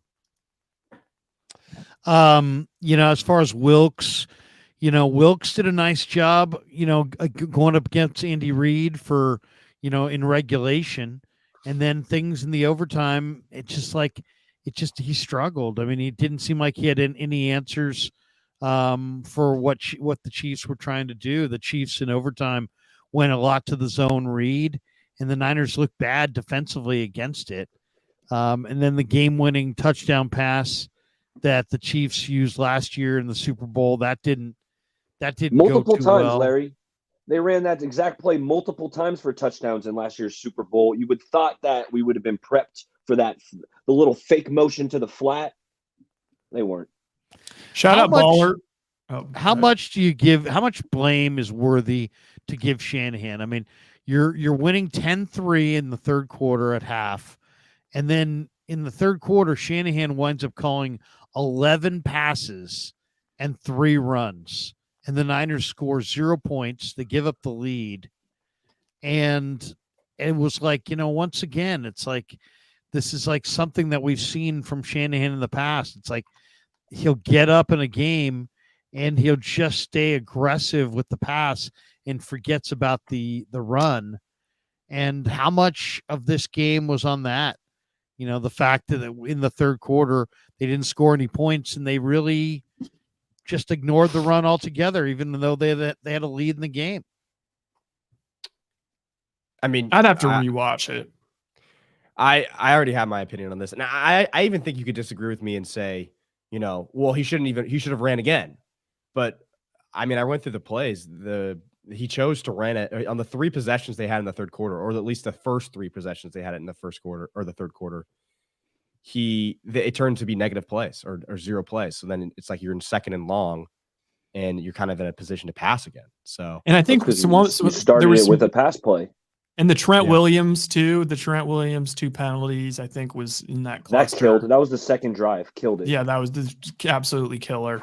I was actually going to say shout out Baller for the great call of saying how McCole Hardman scored a bunch of times versus the Niners the last times they played. And then, of course, he gets in the end.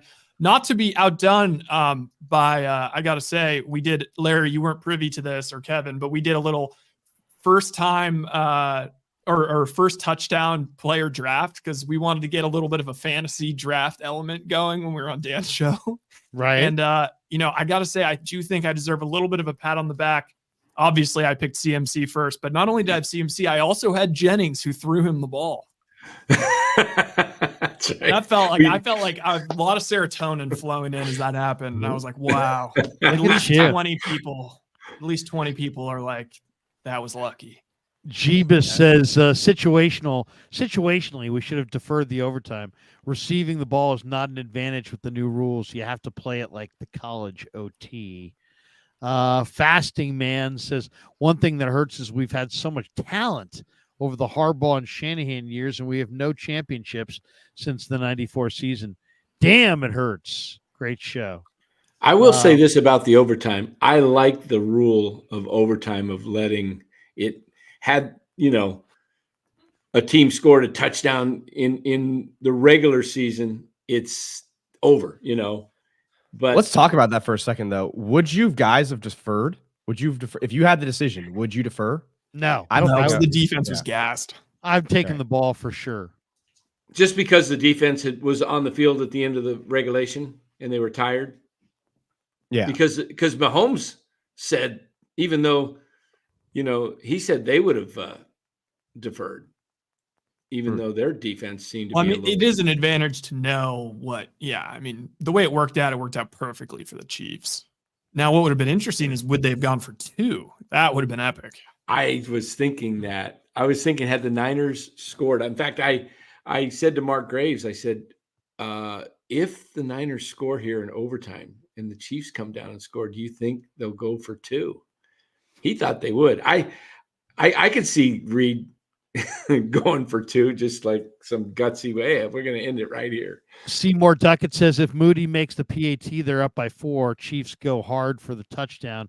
I don't think that missed PAT hurt us as much as everyone says. I agree. Chiefs would have ended it in regulation. I agree. That's how I'm choosing to feel. I think they, Scientology says, do we stick with Steve Wilkes next season?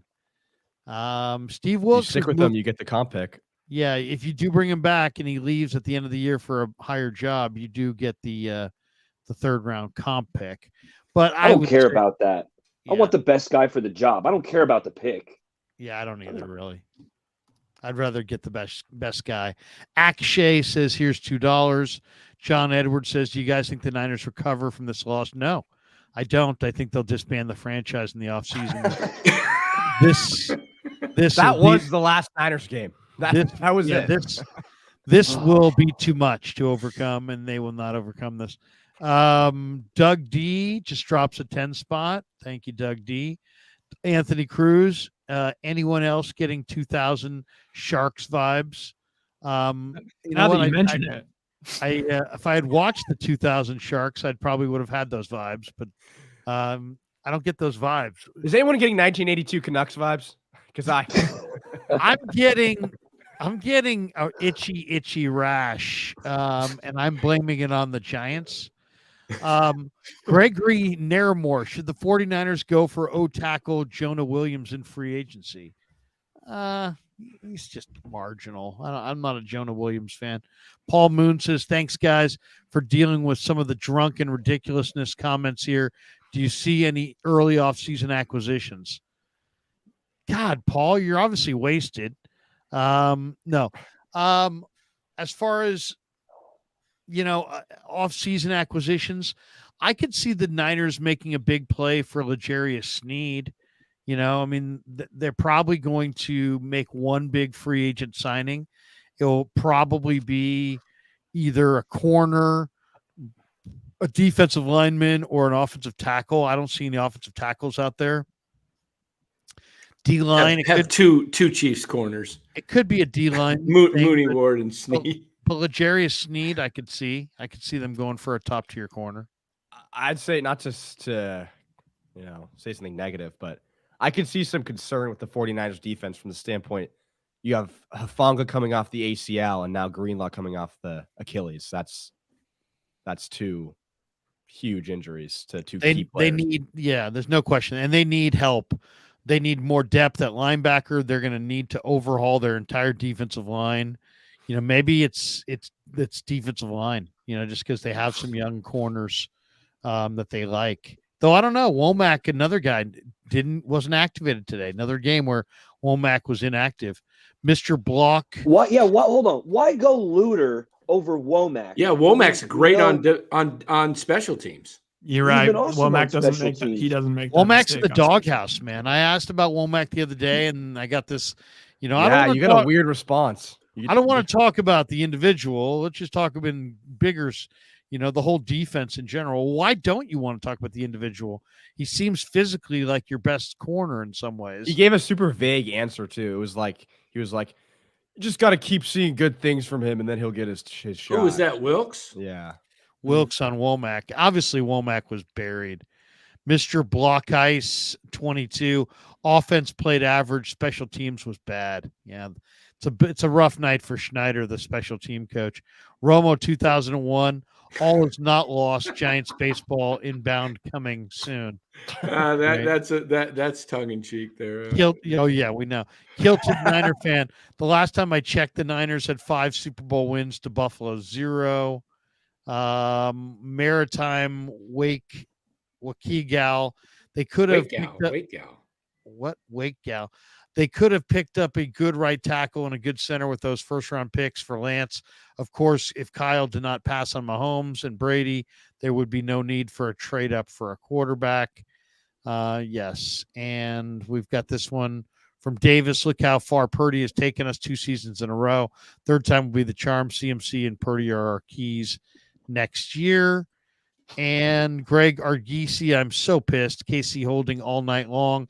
No calls. Brock in duress, but still made plays. If the damn special teams didn't muff, Niners win. F you, the Queefs. All right.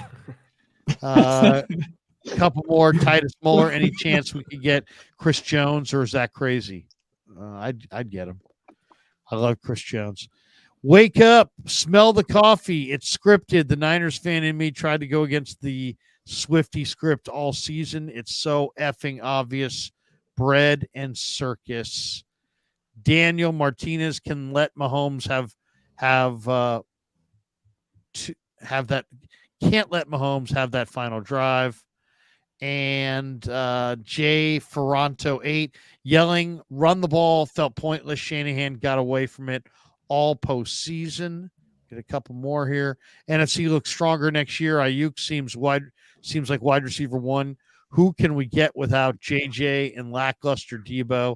Should we invest in a slot wide receiver or slot and that works in Kyle's scheme? What? That might not be bad. A couple more here. Duncan Clare, Bills fan here, was genuinely rooting for y'all. Should have let CMC keep pounding the rock. Heartbreaking loss, tighter O-line, and you all are golden. Fish and chips, off to Cabo like nothing happened. Happy days. Christopher Lockwood, difference between Walsh and Shanny. Walsh would do something over and over until you can't stop it. Shanny will let teams off the hook. Couple more. Matthew Rowley. No. Why were the 49ers in those bad situations in the third? Because of Kyle's play calls. That is not an excuse. Joe E. with Dre going down with the gutting Achilles. What linebacker do you think is next up? I like Jalen Graham. Next to Fred next season. I like Jalen Graham. And then one more, and then we'll go to Damon here. Kevin F. says, $5. Great season, everyone. Thanks for all the streams this year. Sometimes you play your best, but lose to a better team. Hopefully they make it back. Damon, what's going on, man? Well, that's about as brutal as it gets. I mean, it doesn't get much worse than that. Guys, good to be with you. Baller, Dan, Rye, good to see you. Kevin, Larry, thanks as always. Look, I got to rewatch a tape before I can say things about who sucked tonight. But George Kittle sucked tonight. Where was he? I mean, I know that Steve Spagnuolo takes things away, but that away, and Kyle doesn't get him involved in the game with some behind the line scrimmage screen something, do something. Debo Samuel is drifting into the lane of incredible athlete, overpaid NFL player. Where was Debo tonight? He didn't do shit. There was an awful lot of blame to go around. This is not one man's loss. This isn't just on Moody's point after touchdown. This is Christian McCaffrey played very well, and he had a brutal fumble earlier in the game that just, haunted the 49ers because a score there means you're not in overtime. Kyle forgot how to run the ball. If you're looking for one specific thing, I mean, 3 straight 3-and-outs to start the second half before the whack, a mistake on a punt that cannot be made in a Super Bowl. Kyle has a signature.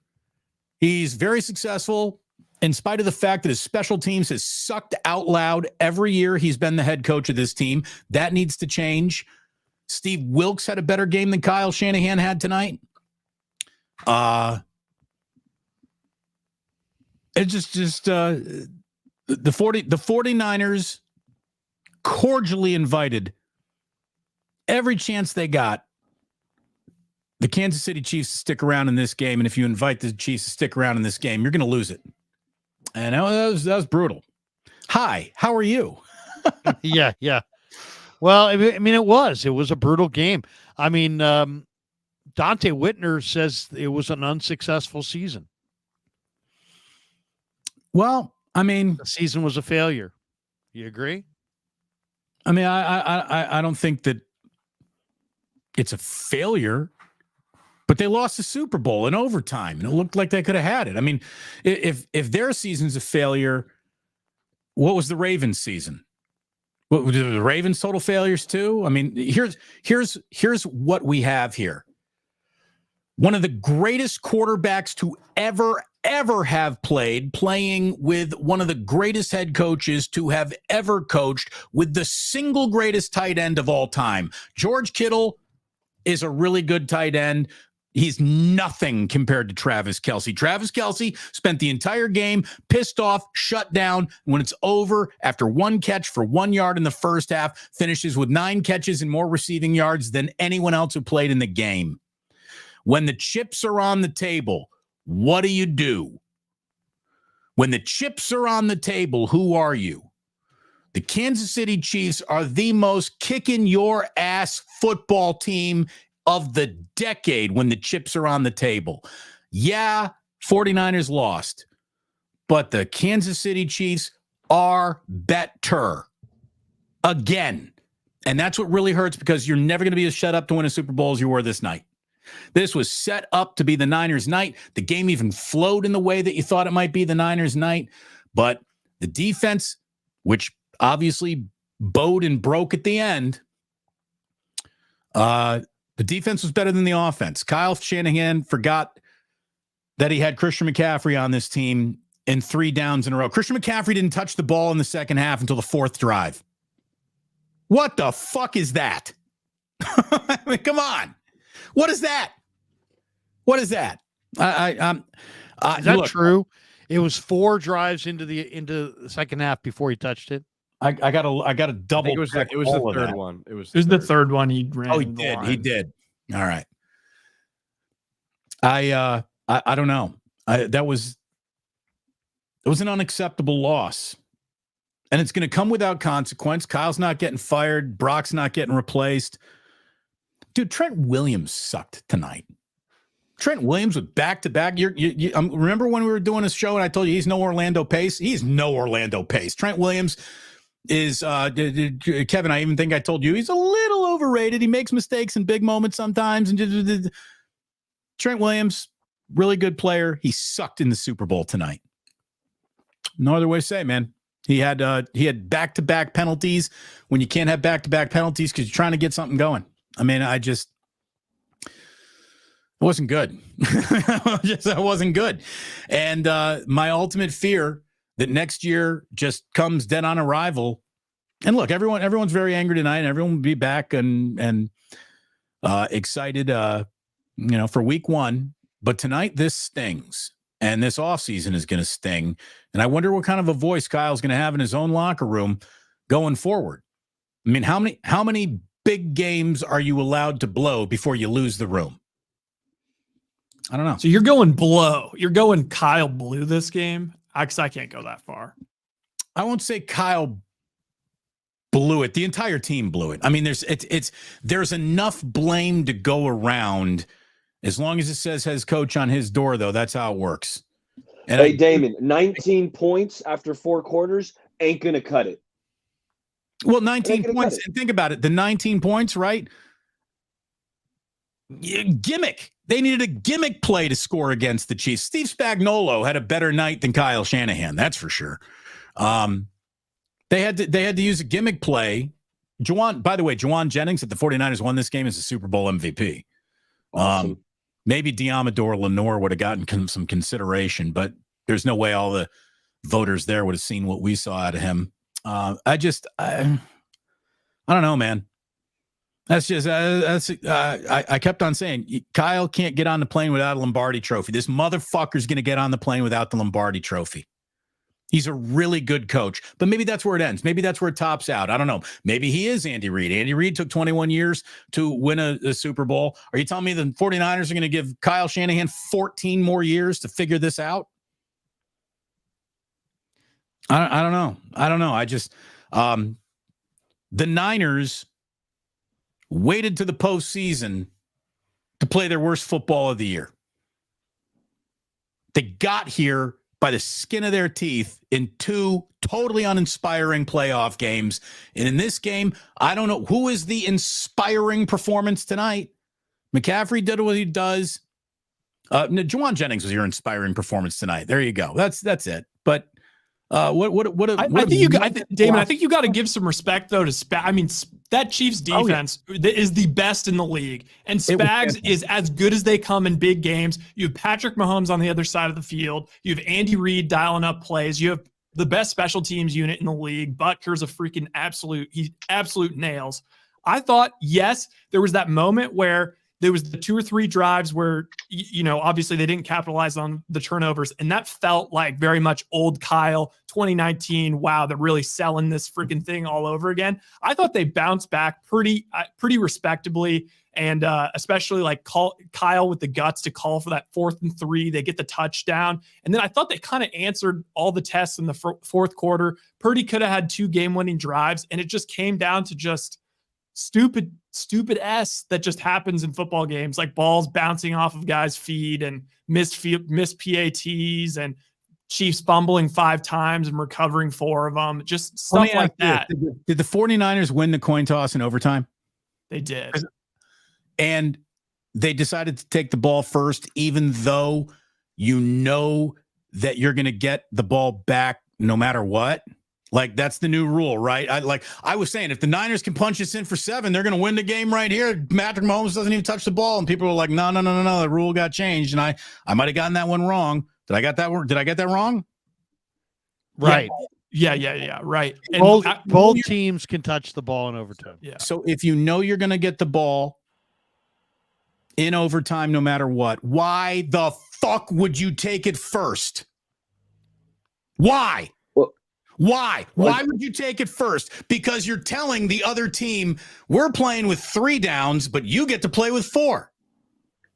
So I totally agree with that. And apparently, and this is going to go against what I'm saying, because Kyle actually answered the question in the press conference. His rationale was that, let's say they go down, score a touchdown or field goal, then the Chiefs answer, then they're the first team to get the ball with a chance to end the game. But what I was thinking was like, in my mind, I was like, please don't, I don't want to see them back on the field playing defense, because they just had to give up a long drive to Mahomes. Like, the defense looked completely gassed. I didn't want to see him out on the field again. Yeah, that's the only advantage. Otherwise, why wouldn't you, in college, you want the ball second, not first? And it's But if we're playing under college rules here. Well, it is like college rules. So you want the ball second. I don't care. Well, I got a tired defense. You get 4 downs to play with. You know exactly what you got to do at the end of the game, and it's written in stone. There's no gray area as to what you get 4 downs to play with. It's a shame that they didn't stop Mahomes on 4th and 1. Had they done that, they win the Super Bowl, and we're not having an angry post-game show. But look, there are enough guys who matter to this team who didn't do what they needed to do tonight. And I think Kyle is chief among them, followed by Debo. He hurt his hamstring. He got back in the game. That's great. Dre Greenlaw pops his Achilles jumping up and down. That certainly hurt. And I think it's you got to go from soft zone to a little man-to-man there. And I do think Steve Wilkes even had a better game than Kyle Shanahan did. I'm not going to yell at Steve Wilkes tonight. I just don't want this to become a self-fulfilling prophecy that Kyle Shanahan can't win the big one. And that's the house he lives in. And that's the only house he'll be allowed to live in until he's either thrown out of it until he does it. And I don't know if the Niners are going to be back in the Super Bowl next year. I mean, And he's not getting thrown out. No, he's not. So, he's not getting thrown out. So here you are. Or should he really be? But yeah, no, I mean, it was a disappointing game. The better Reed at this point's the better coach. Mahomes at this point's the better quarterback. Kansas City they made the plays when they needed to make the plays. This is the Kansas City era. And the Niners are just living in it. They're not as good. When the chips are on the table and it's time to get it done, they do. Niners don't. End of story. And it sucks. The interesting thing to me is, will they bring Wilkes back? And my guess is that there's some bad blood there and that he doesn't come back. But we'll see. I would go out and I'd hire Bill Belichick. I mean, it's funny. It's your talking point from the season when you brought it up. If they don't get it done this year, I would go pay Bill Belichick more money than I'm paying Kyle Shanahan to come in and be this team's defensive coordinator. That would be so sick. That'd You'd be get those unbelievable. special teams right too. The Niners have a lot of good young DBs. Belichick could develop them. To Big 25, Shanahan will never win a Super Bowl as head coach. A match says just Mahomes time, middle of prime. LeBron Eastern Conference run, Jordan era, etc. Hard to beat him. T5, Shanny loses this game once again by not running the ball. Christopher Lockwood, run it back, fix the right side of the O-line. I'd love to get Belichick as D coordinator. Love Purdy. We're not trading Debo. He was hurt. Yeah, he was hurt, but still.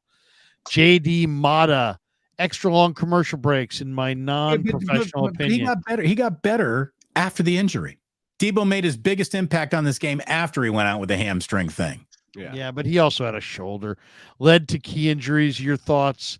It is what it is. Great show, gentlemen. I don't think the commercial breaks led to injuries. I definitely don't. It's a freak injury for Greenlaw, if that's what he's talking about.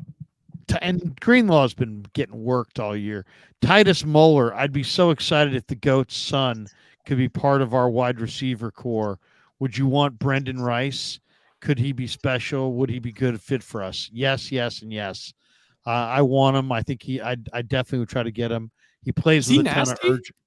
Yeah, I mean, he's big and he plays with a lot of the same smarts and urgency as Jerry. He doesn't have Jerry's explosiveness, but he's got unbelievable ball skills and like desire to catch the football. I mean, he's a lot bigger, isn't he, than Jerry? He's like 6'4", 210. Jerry was like 6'2", 215. You know, they're about basically the same. He's a little How taller. does Ray not just fall on that ball? Oh, no. Yeah, that was a bad one. And, Luter, who, we don't use his name all year. He's hardly on the field all year, and he makes, the biggest mistake in the biggest game of the year. And it was you can say it wasn't his mistake. It came down on his foot. Ray's got to, yell whatever the code word is to just get the hell away. Charlie, Charlie, Charlie, whatever it is. This team's I would fire the special teams coordinator tonight. Who's a veteran, Brian Schneider. Gigi says all Romo and Nance talked about when the 49ers had the ball was Casey's defense and Spagnuolo getting his second ring. Kansas City's ball again, all about Mahomes. Christopher Lockwood, Wilkes had a great Super Bowl. Disguising coverages, I'm sure he meant. The Chiefs hold, they grab and let go. In overtime, our D-line got tired. Well, that's probably the case. Matthew Rowley says in overtime, Wilkes was calling coverages like he thought OT ended after the first quarter. Soft coverage made no sense unless he thought there was no time pressure. Yeah, I hate that kind of bend but don't break fourth quarter game plan. Just never. There was even one point where they had 5 guys so far back in the secondary, Romo circled them. Like, why are all these guys playing so far off the line of scrimmage? Yeah, you gotta compete. Jack Colvin, hard loss, but this team is great. Proud of them. I hope Bleacher Report is right. I'm not sure what that means. What's Bleacher Report reporting? Oh, about the odds of them being the Super Bowl favorites. Oh, I got you. They're just like they seem like they might be destined to be just like one of those critically acclaimed teams that we all remember, like the Phoenix Suns with Nash or something. Like a team that just everybody remembers, but it's just they ran into Mahomes. You got to win championships to truly be remembered. Francisco Leon, if we fired Kyle, the Commanders would take back Quinn and hire him. Come on, guys. Yeah, there's no question. Flavor_reborn restorations. Bottom line is this loss is due to wasted momentum. Niners had many daggers, but didn't use them. I do blame Kyle. He doesn't read the room, only his script. A lot of people blaming Shanahan. So there was a point where Brock started, he completed his first 5 throws of the game. He's 8 of 10 for 105 yards in the first quarter. But then he went 4 for 12 from the second quarter to midway through the third quarter. So why are you throwing with him on every first down, Kyle? Guys, whatever rhythm he was in, he's now out of it. Why do you keep on asking him to throw in first down? Give the ball to Christian McCaffrey. What the fuck?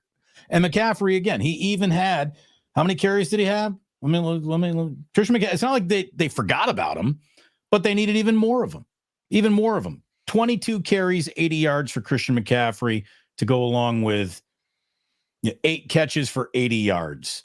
Guy had 160 yards. Probably should 30 touches is pretty good. If you said to me, give me a touch total that I want, I would have said right around 30 touches. He got 30 touches. I can't complain that he should have gotten more. I mean, I hear what you're saying. If he hadn't gotten 30 touches, if he'd gotten 20 touches, like 15 carries, I agree. But, 30 touches, 22 carries. That's a good, that's a lot. That's solid. It's, I could have had a few more as well. James Foster said, I'm sorry, but why not run Christian McCaffrey on the goal line and set up a 4th and goal where you now are, so you didn't kick the field goal, but now you're given 98 yards to Kansas City. The minute Moody kicked that overtime field goal, the Niners were losing that game. But I agree. It was a huge momentum shift. I'm sure Kansas City thought, oh yeah, well, we got this now. But Mahomes still had to drive the length of the field. I mean, he did it, but nobody knows for sure he's going to do it. Damon, did you happen to see the replay of that 3rd and 4 where basically Chris Jones just completely, we were showing it earlier, Chris Jones basically got through completely untouched. McKivitz just didn't pick him up. Yes. Just straight to Purdy. Meanwhile, Ayuk was wide open for a touchdown. Jennings was open for a touchdown. Kittle was open on a little check and, block and release. And so it's like, if McKivitz just picks that up, it's almost like Kyle calls the clutch play. McKivitz wasn't blocking touchdown. Anyone. He was just McKivitz didn't touch they it. score a touchdown or they get the first down, and they're going to score there. The other thing that I think the Niners really failed to capitalize on was after the pick at the Kansas City 44-yard line. They go 3 and out. First play is Purdy incomplete short right pass, and next play false start on Banks puts him at 2nd and 15 back at the 49. Then 3rd and 15, Purdy scrambles for 4 yards to the KC 45. How about on first down, give the ball to McCaffrey there and pick up 5 yards, and now you're in maybe even field goal range for Moody, but you didn't gain a yard. You actually went backwards. It's like they lost a yard. They ended up 4th and 11. Run the ball. Yeah, that's where they needed to run the ball. And I go back to this. I don't know how many times the Chiefs stopped them running to the left side. A couple times early on, but they abandoned it. At the end in the 4th quarter in the drive, they were just mowing the Chiefs backwards. I mean, the Chiefs were exhausted. You could hear Romo saying this defense is gassed. Just, that's the one thing that Bill Walsh would do. I remember the drive in 81 against the Cowboys, Linville Elliott. They just kept giving him the ball. Walsh just kept giving him the ball, sweep left, 5 yards, 8 yards, 5, never hardly passed on that drive, that winning drive, Montana to Clark.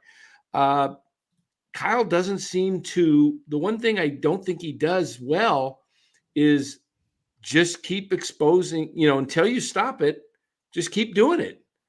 And it's like, it's like in a basketball, if you got a pick and roll and it's just open, you just keep going pick and roll, picking on the guy that can't guard you. I don't know. It was frustrating because, I think they could have run the ball at will. The Chiefs were 28th in 28th in the league in 21 personnel. And every time they had 21 personnel, Niners picked up yards and then they'd go away from it. Juice is sitting over on the sidelines half the time, or they're going empty formation when I don't know. That was my Yeah. frustration. There's a lot of frustrating parts of this game for sure. James Foster said Chiefs had 5 fumbles and lost only 1. Larry, if I know you got a lot of chats to get through tonight, and I don't want to. I'm gonna dip out really soon. It's been a long night. We're on it. Wake up 8 a.m. Monday. We got a lot. I need to go upstairs, and my wife is a huge Niners fan. She's pissed. I'm gonna go have a cocktail with her, eat a taco, like an actual taco. That's got nothing to. She made taco.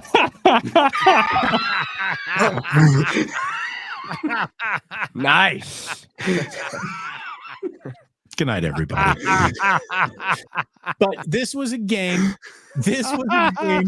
Fellas, this was a game where you're right. 30 touches feels like a lot for Christian McCaffrey. But it's not into the box score when you open it up and you're like, oh, McCaffrey really did give it the office tonight. While you were watching the game, they weren't running it enough. They needed to run it more. In real time in that game, they needed to run it more. Kyle and his quest for balance are getting too cute or showing everyone how good he is. I don't know. I just like Dan's right. You got a defense that is susceptible to the run as good as they've been all year, and you're doing well with the run. Give the ball to Elijah Mitchell. I mean, Jordan Mason. I can't even believe I'm saying it. Give him the ball on the goal line. I don't know. It was wildly frustrating, and it just, there's so much blame to go around. That's really Kyle's only get out of jail free card, because there's a lot of blame to go around on this. Special teams, punt return, Moody's missed point after touchdown, the fumble of McCaffrey, the injury to Greenlaw. There's just so much didn't happen in a game where you needed it all to happen to beat the Kansas City Chiefs, who are, again, it's their era. The Niners are just living in it. Andy Reid and Patrick Mahomes are so much better at this than Kyle Shanahan and Brock Purdy. And the only saving grace of the Niners is that Brock has improved dramatically in the 2 years that we've seen him. He needs to improve dramatically again in a full off season. And he's got to get a lot. He was good tonight. Got to get even better to win a Super Bowl, apparently. So, hard tortilla shell, meat, hot sauce, an actual taco is what I'm going to go eat and have a drink. But thank you guys for making me a part of this show. Larry and Kevin, my thank you to yous were well documented in Las Vegas. The rest of you guys, thank you so very, very much for making me feel a part of this. And I know a lot of you guys root for the 49ers for real. Like, I'm just wearing this shirt tonight because it was sent to me. I didn't grow up a Niner fan. Living here, being invested in them, obviously I want really good things for them. My wife is a diehard Niners fan, and she needs a cocktail. So I'm going to go have a drink with her. And I thank you all so very much. Like, subscribe. Larry, 8 a.m. tomorrow. I'll see you, brother. See you then. Go have a taco. Bruce. I'm about to take off too, fellas. So I'll leave you with some parting words. This hurts, and the young fan base has been, all Niners fans have been feeling this a lot lately, all too much. We know this feeling of hurt. I can't wait till the all 22 comes out and I can see what was the game plan to beat Spags blitzes, because I didn't see it on the game tape. So I'm going to go back.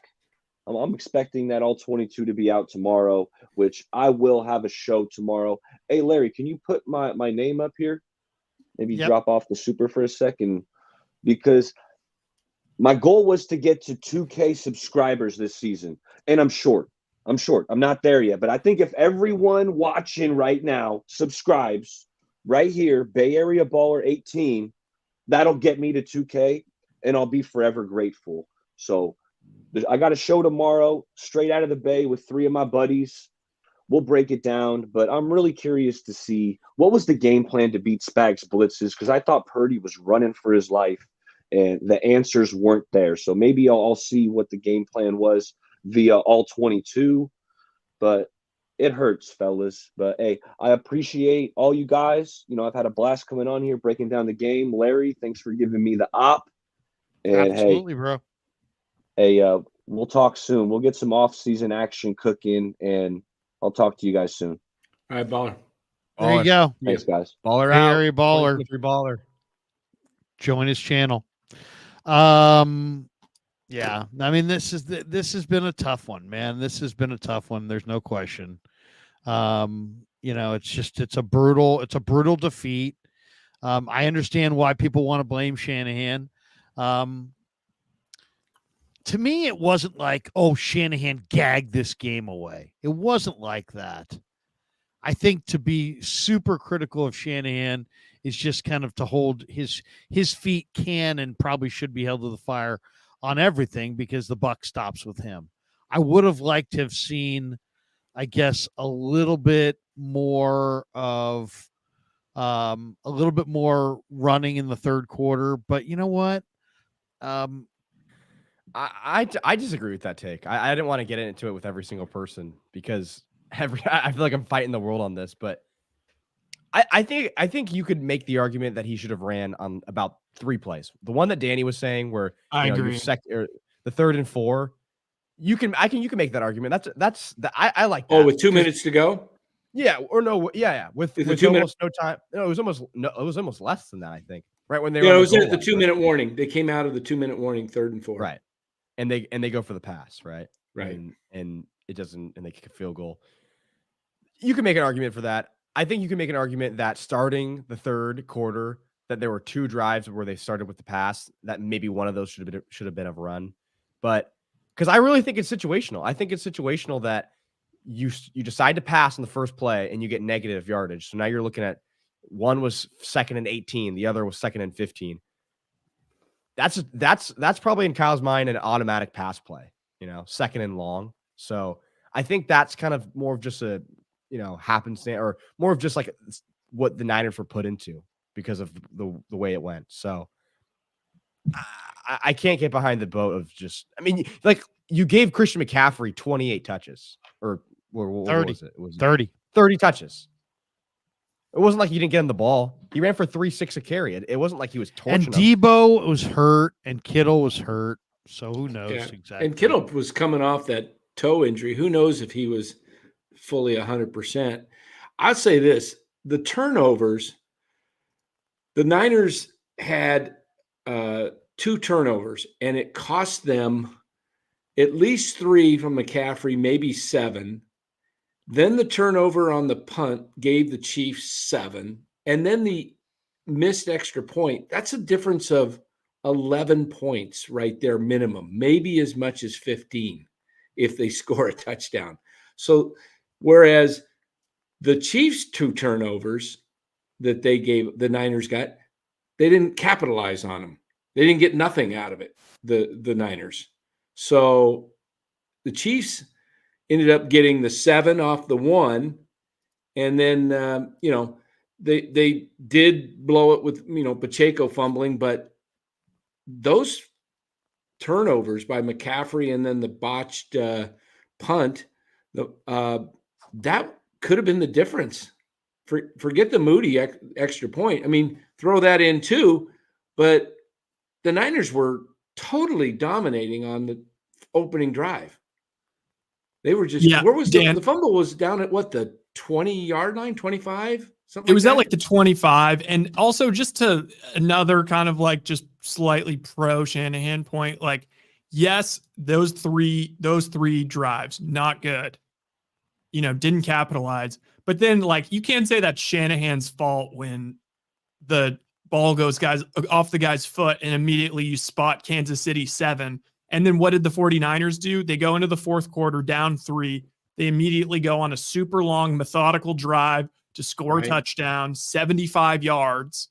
Then the 49ers defense gives up a field goal.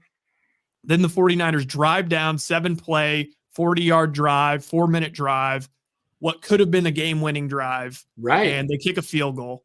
And then that was so crucial, right? Yeah. And then the 49ers defense allows a field goal. And then the 49ers start with the ball in overtime. and they have another super long, methodical 13 play, 66 yards, 7.5-minute drive.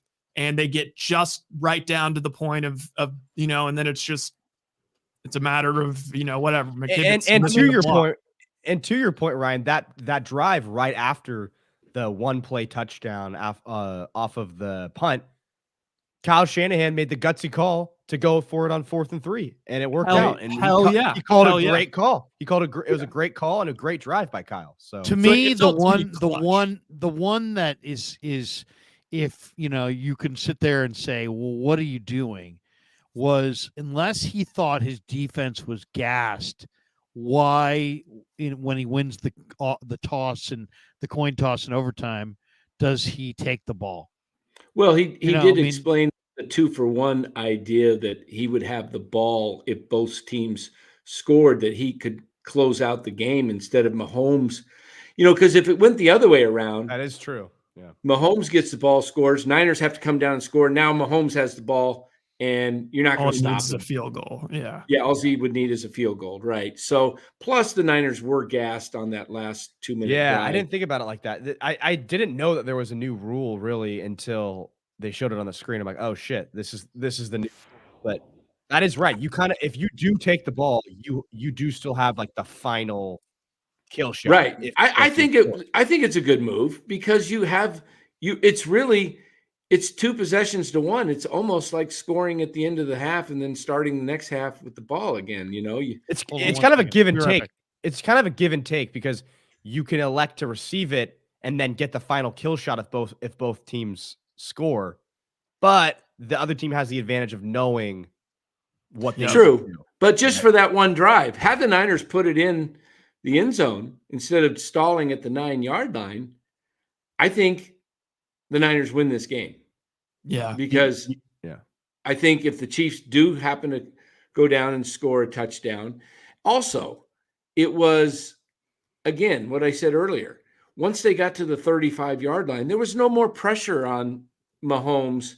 He knew he had a field goal in the bag. It's a 53-yard field goal. That's the difference. That's like the difference of having Butker. Like all of a sudden you're playing with house money. Now it's like we can just mess around and you got 35-yard line, so that's the time. Like, okay, we can do all kinds of plays and get us, in position to score the game winner. And once they got it down to the 10-yard line, it was like, okay, they're not gonna. It doesn't look like they're gonna hold them this time. Couple more supers here. Juan Baldera says, pitch out to CMC on 3rd and 4. He gets 4 yards minimum. I wish they had pitched it more the way Elway did to TD under Mike Shanahan. We'll be back. Go Niners. Jacob Anthony. What does he say? I've Green L. Should we keep him because of injuries? I think Greenlaw. Greenlaw. Dre Greenlaw. Not sure if we keep him because of injuries. Is he a free agent? No, he's not a free agent. He's not a free agent. Davis says silver lining. No one here bought a Super Bowl ticket. Oh, God, could you imagine? We were there this week. It was a lot of fun, but man, I'm glad I'm not there right now. Valen says 3rd and 4 post 2-minute warning. You pass. The run got you to the doorstep of a touchdown in OT, but you pass again. Kyle's the common denominator in both Super Bowl losses. McKivitz needs to be replaced, though. Again, not to be the guy that is the Kyle defender, but it was a good play call. Had many people open in that play. It was just a he had 2 people open and Kittle. He had 0 time. And as far as the blitzes go, Purdy was sacked 3 times for only like 8 yards total. But he picked up the blitz a lot and was hitting guys over the middle on several of those blitzes. That one, the last one though, with Jones in 3rd and 4, he just had 0 time. He didn't. There was nothing he could do. He couldn't even. Jones was coming at him like a lion was about ready to pounce and jump. He couldn't even move to scramble and get out of that. He just had to throw it. again, it's just one of those things. You are playing. Again, I bring this back because I know we all played sports at some level. You are playing a team that was the best defensive team in the league, and yes, they only got 19 points off of. They only allowed 24 3 times this year. Like, yeah, they were insane. I mean, they averaged 17 all year allowed. Kansas City, they gave up 17 on average, and the Niners got 19. Yeah, the Niners got nine in the second half. Should have been 10. The Chiefs were only allowing like 7 points all season long in the second half as a team. Yeah, so someone, I can't remember who said it. I'm not calling anyone out, but someone said, like, 19 points in the first 4 quarters is not going to cut it. It's like, cut it for the Chiefs. Yeah, cut it exactly. for the Chiefs. This game was one play. It was one play, and that's the difference between winning and losing and celebrating and saying that everyone needs to be fired. So it's like, I'm sorry, dude. Like, it was good defense, and the Niners had good plays. Hey, Niners played great. They basically shut Pacheco down for the most of the game. That's been the Niners' weakness, as we saw in the playoffs. They shored that up. They were not. I mean, there was a couple of plays where they stopped them for losses, several 3rd and short ones, and how about the time that didn't they stop them on 4th down at once, or I can't remember where he was short and maybe they shut him down 4th and 1. No, third and 1, and then I couldn't remember. I know they shut him down a couple times, but yeah. Season for Reasons says again, trade Debo and Brittle, draft Jerry Rice's kid and a tight end. Connor R says, did the Niners blow it or did the Chiefs win it? I would say the Chiefs won it more than anything.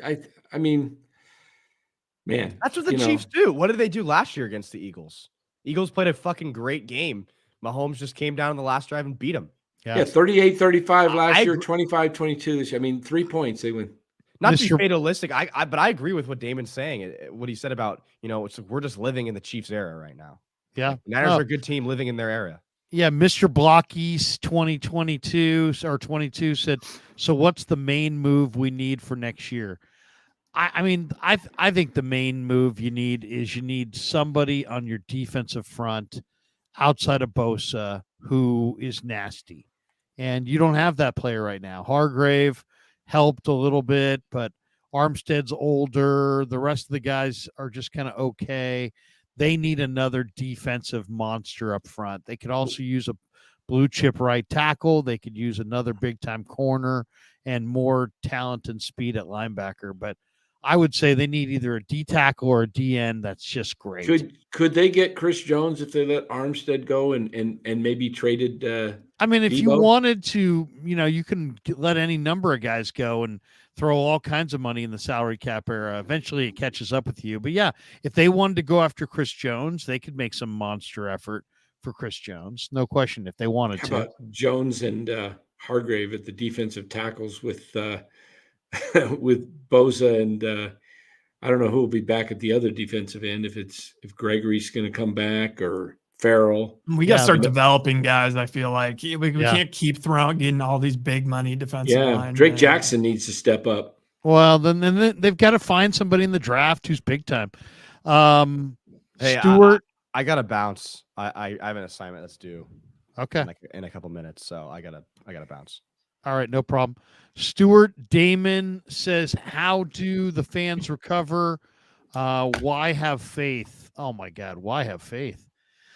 Jeff, Larry, I just don't know how to stay a football fan after this. Been a diehard Niner fan since I was 7. Hell, some of the effing players feel the same way and leave. Yeah, well, I would say stick with it. Stick with it. I was actually listening to Kyle in that you played earlier. I thought he sounded like he was ready to break down, man. He looked crushed. Oh, I'm sure everybody is. Everybody is. That's about as down as I've ever seen him. And I feel sorry for him because it's like, man, they played well enough to win, but made a couple mistakes they were ahead in overtime. And they didn't, somebody said They were earlier, ahead with 2 minutes left. They were ahead in overtime. Yeah, somebody said earlier, 10, how many 10-point games leads you're going to blow? Well, they were up 10. They were only up 10-3 at half. Okay. Yeah. And they were down 3 going into the fourth. Yeah, they were down 3 and they came back, went up 16-13, missed the extra point. They come down, score, and then they turn around and bring it down and score again. They were just so many, just a play here or play there from winning. And that's just the way it goes. You're playing, arguably Mahomes is right up there with Brady and Montana as the greatest of all time. And if at this pace, we may be talking Mahomes is the greatest in a few more years. You had your opportunities. I mean, he made the plays. I mean, one team wins. He's a great competitor. You saw why. He made more plays. As simple as that. Max McGloin, did anyone else cover their ears so they did not have to hear Romo? Greg Olsen would have been a huge improvement. Not a big Romo guy. Carson Taylor, fuck it. Go get Bill Belichick. He'll improve the DBs. I said it a month ago. Jeff Taylor, of course, the season's a failure, Damon. Come on.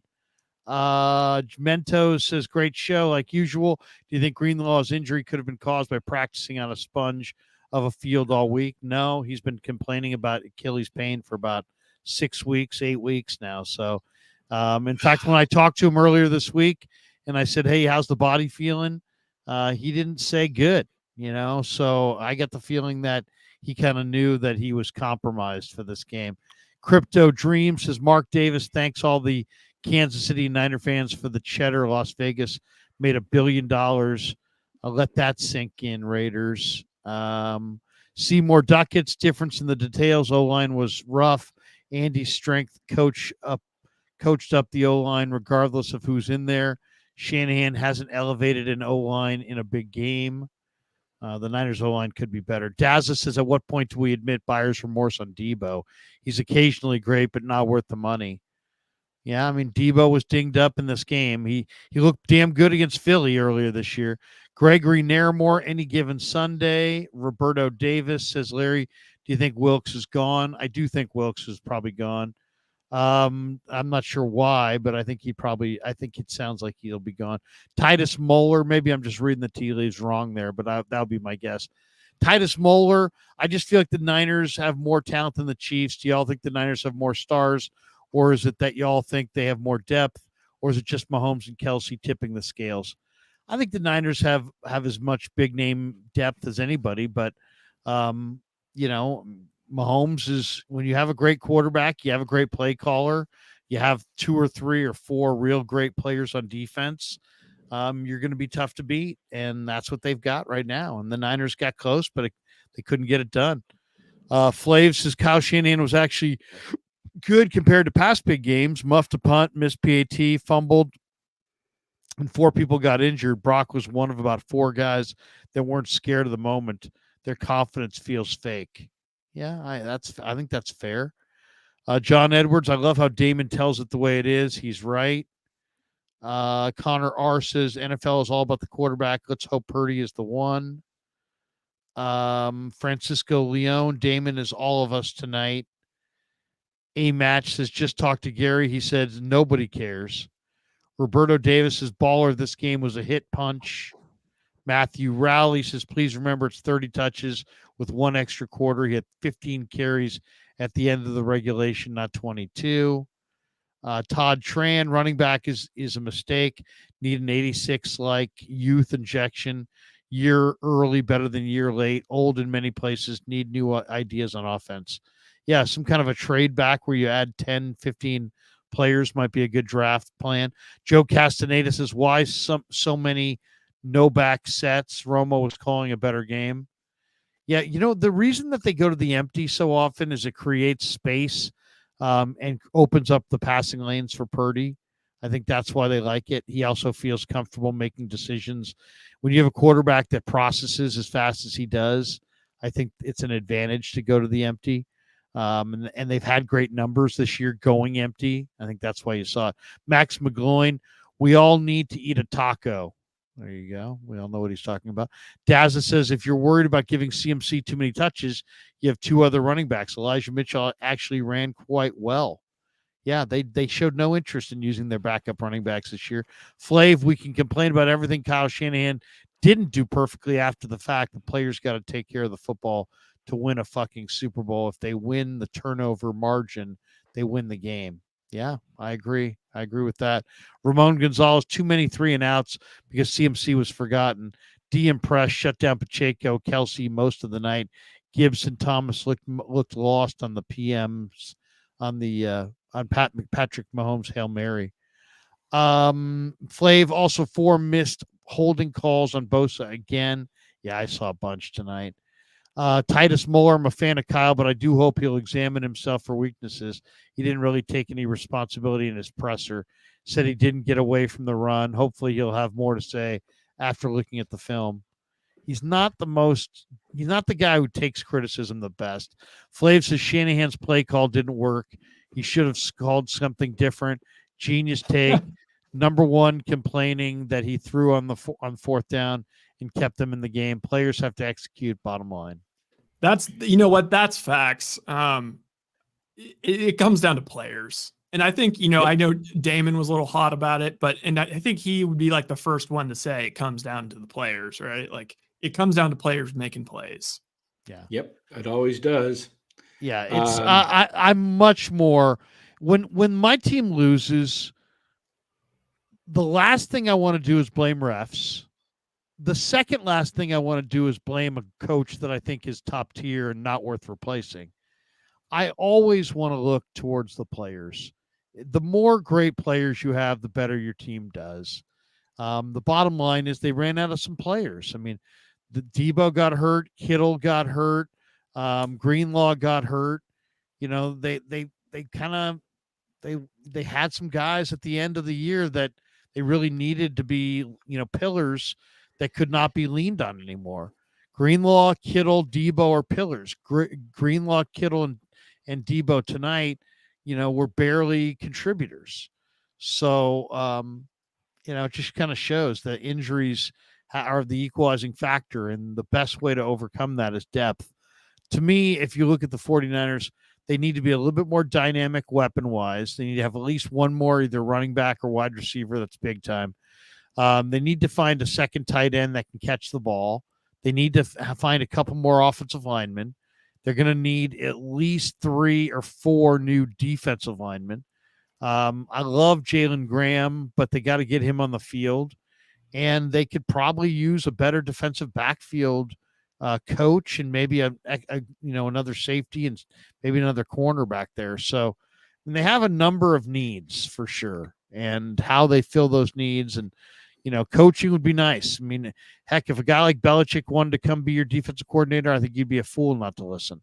Valance says, how many double-digit Super Bowl leads Kyle got to blow? Yeah, there's no question. They've had leads before. Jay Buies Yahar says the problem with Kyle's rationale when it comes to taking the ball first in OT is he has to go for a touchdown and not settle for a field goal.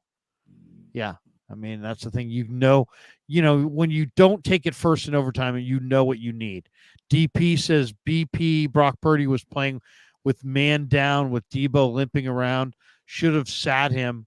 Run was getting blown up. Brock Purdy had no time. Good game considering. Yeah, I think overall he played pretty well. Think of this, though. The Chiefs, when you kick that field goal in overtime, the Chiefs only had 1 touchdown, and it was off of the muffed punt. Butker had kicked 4 field goals, and so the odds of them going down and getting a touchdown, it is Mahomes, but he hadn't done it in 4 quarters. Right. It wasn't like it was a slam. It wasn't a for sure. No. Right. Mahomes did not go on one drive the whole game to give them a touchdown until the very end. Titus, we've been saying that for years. Titus Moeller, Larry and company, thank you for this outlet for your fellow faithful all season long. It has enriched the joy of victories and mitigated the impact of losses. I really appreciate it and look forward to more. Thank you, Titus. You're a good man. Appreciate you. Flav, understand Kyle Shanahan's reasoning, but he's saying, I trust my D to hold them by taking the ball first. But then he didn't really by not going for the touchdown in overtime. Regardless, we had more than enough chances to win. Yeah, there's no question about that. They had their chances. Terrence Sullivan, game was lost in the first half. Bay They Area. could have been up a lot. They could have been up by 17. No question. They had opportunities that they've squandered. Bay Area says when you get the ball second in overtime, you get 4 downs opposed to 3. Kansas City would have kicked a field goal on that 4th down. Mahomes scramble. That OT field goal lost the game.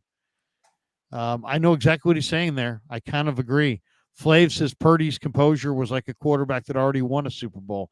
It was truly incredible. If you don't think that he's going to be better than Breeze, a top quarterback, you shouldn't be talking about football. Well, Breeze, Flav, is a Hall of Famer. So if you don't think he's better than Breeze, you shouldn't be talking football.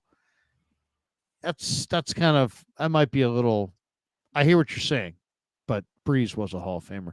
JAM Nation, thank you. Luis Fuentes, born in 94, grew up in the Mission. This hurts. No question.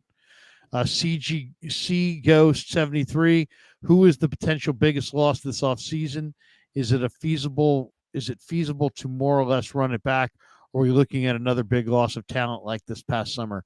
I think they're going to let most of their free agents walk. They're probably going to have to rebuild their D-line because Givens, Greenlaw, Cleveland Farrell, and a couple others are free agents. I think they have 6 free agents along the defensive line. Who's the free agents Chase again, Young. Larry? Chase Young, Kevin Givens, Javon Kinlaw, everybody except for Bosa, Armstead, Drake, and Beal are free agents. And you're losing Greenlaw probably till playoff time if he does the conventional Aaron Rodgers type Achilles surgery. I mean, that's a 12-month minimum for most guys, which maybe 9 to 12 months. 9 to 12 months is what. It's not going to be easy. They're going to have to look for some D linemen for sure. JAM Nation, thank you. Flav says Wilkes going soft after that play for a loss in overtime, then blitzing after was atrocious. And why did the D look much better in every way tonight and not that way all year? He's okay, but definitely gone. I agree. I think he should definitely be gone. Hey, guys, I'm going to jump. I got to go eat some taco. Everybody, this was a great year. It's even though I don't know if it was just being able to be in the locker room last year that's maybe kind of stifled some of my fandom sadness, but I don't know. I'm just really happy for. I'm still happy for the team. I'm still happy for Purdy. I don't know. Purdy answered so many questions. I thought there were so many ways that the 49ers were going to lose this game, and I thought there was a really good chance that we might see a shaky Purdy and have to shake it off, and there's going to be all this discourse. But I'm coming away feeling confident, and like D. Bruce said, maybe Purdy has to get better next year. I think there totally is an opportunity for that to happen. I think that's one. If you're trying to go positive spin on next year, he's totally a young dude. This was his first full season as a starter. He was awesome. Got a bunch of playoff experience. Showed up, looked like a vet in the Super Bowl. So I don't know. Maybe he takes it to even another level next year. It's possible. It's absolutely possible. So yeah, guys, thanks so much for doing this all year. Much love to everyone in the chat. Subscribe to West Coast Bias if you want Warriors content, which, by the way, I will say the Warriors, that Steph Curry game winner, so sick. And now I think they are dead even. They're 500. And I'm just throwing it out there. The 2022 Celtics team that went to the finals was also 500 at the All-Star break. So I think it's time to start getting a little delusional, and maybe we spin zone ourselves into a Warriors deep playoff run. Kuminga looks like a legit number 2 option. Maybe Cyrus was right. So yeah, can't wait to talk Dubs. It's going to be a while before I talk Giants though. But yeah, definitely subscribe to West Coast Bias for that. Later, all boys. Right. Later, Rye. Later, Rye. There you go. Wow. And couple more supers, and then we'll have our final thoughts and jet for the door. We got this one. Paul Moon, let's follow the Giants and hire a JH like quarterback from the Korean football. Oh, Jung-Hoo Lee like quarterback from the Korean Football League this offseason. Is there a Giants live chat coming soon? If the Join Giants, NorCal Sports Network. if the You'll hear it Giants, tomorrow night. if the Giants do anything interesting, I'll talk about it. Until then, no. Words of wisdom. 49ers lost this more than the Chiefs won it. Okay. I'm willing to go there. Flav says we will win once the entire team can come out as composed as Purdy in a game that big. Praying his real confidence rubs off on the rest of the team. Steve Basuccio, Kansas City 13 points at the 6-minute mark of the fourth quarter. Niners had 9 points in the second half. D played. Shanahan did what he does. Lose. All-pro roster still can't. Steve, not happy. Anthony Conlon, both teams made enough mistakes to lose. We were just the unfortunate ones. Batman 29. Why did the Bucks in the Super Bowl go to Kansas City or due to Kansas City that we didn't?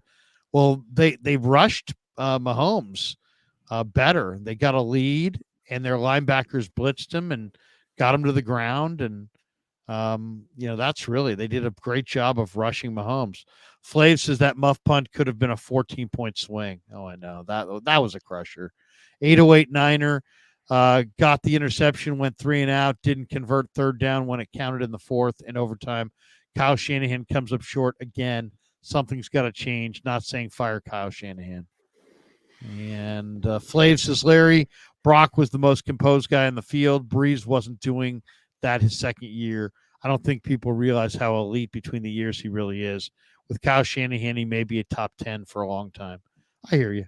I'm just saying Breeze is a Hall of Famer. Cosmo, sorry, Debo is not worth his cap hit.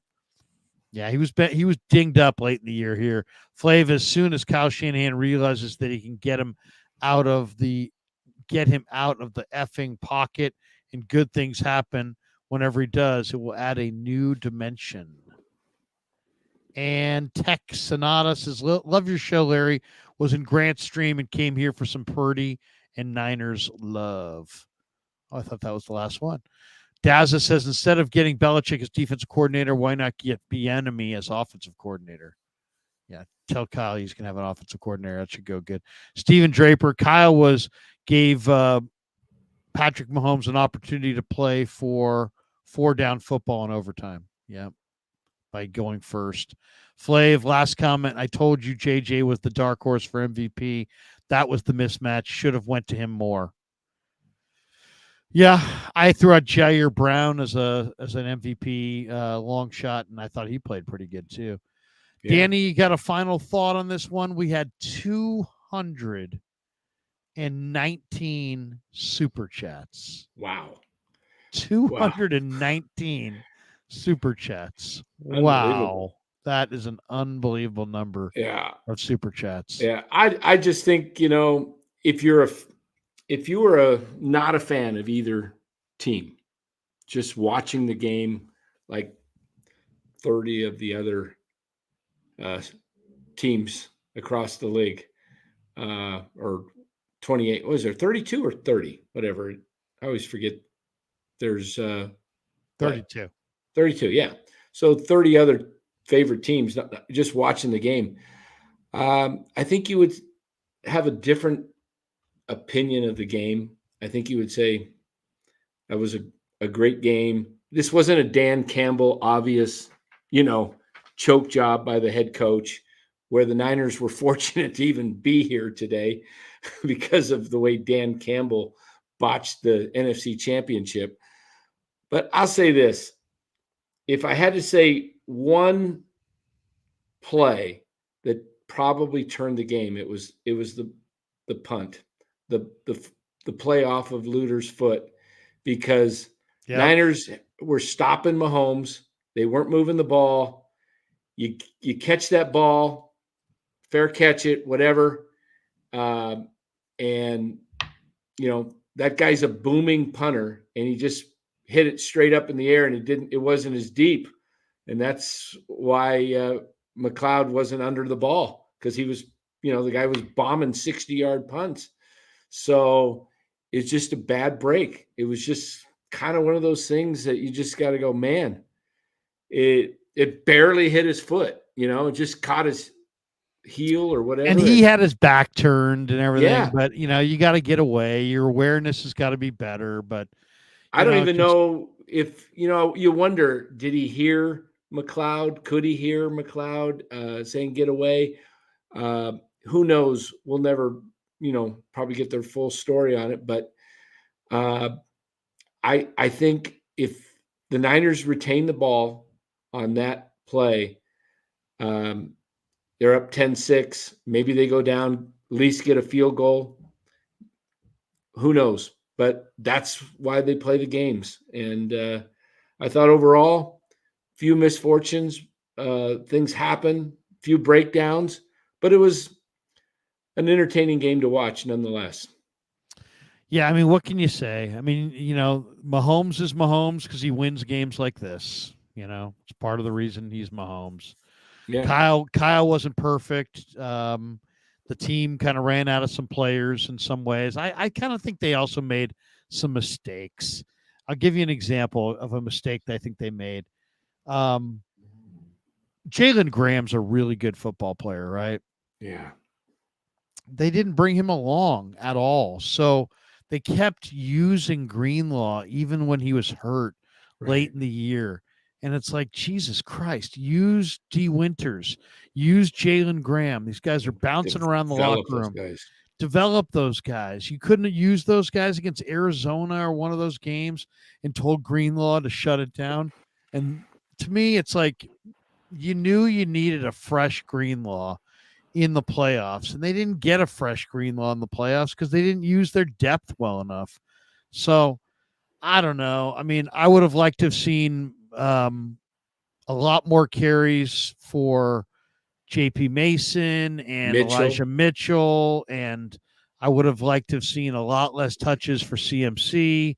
I would have liked to have seen a lot less run for Warner and Greenlaw, and I would have wanted to use the depth a little bit better and try to get to this spot a little bit fresher.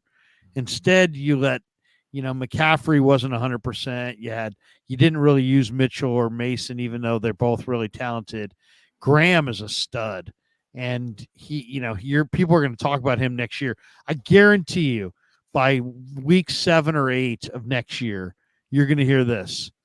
Man, Jalen Graham looks really good. How come they didn't activate him at all last year? And people are going to be like, as this guy's piling up 10, 11, 12 tackle games, people are going to be like, why didn't he play more last year? And they just didn't show any way to develop Winters or Graham. They didn't get him on the field. They got Greenlaw so compromised physically that he was rolled into this game with absolutely nothing, and they lost him. And it probably was the difference between winning and losing. And, this happened to them last time around as well. I mean, they lost DJ Jones last time, and DJ was a major, major run defense guy, and they just lost him.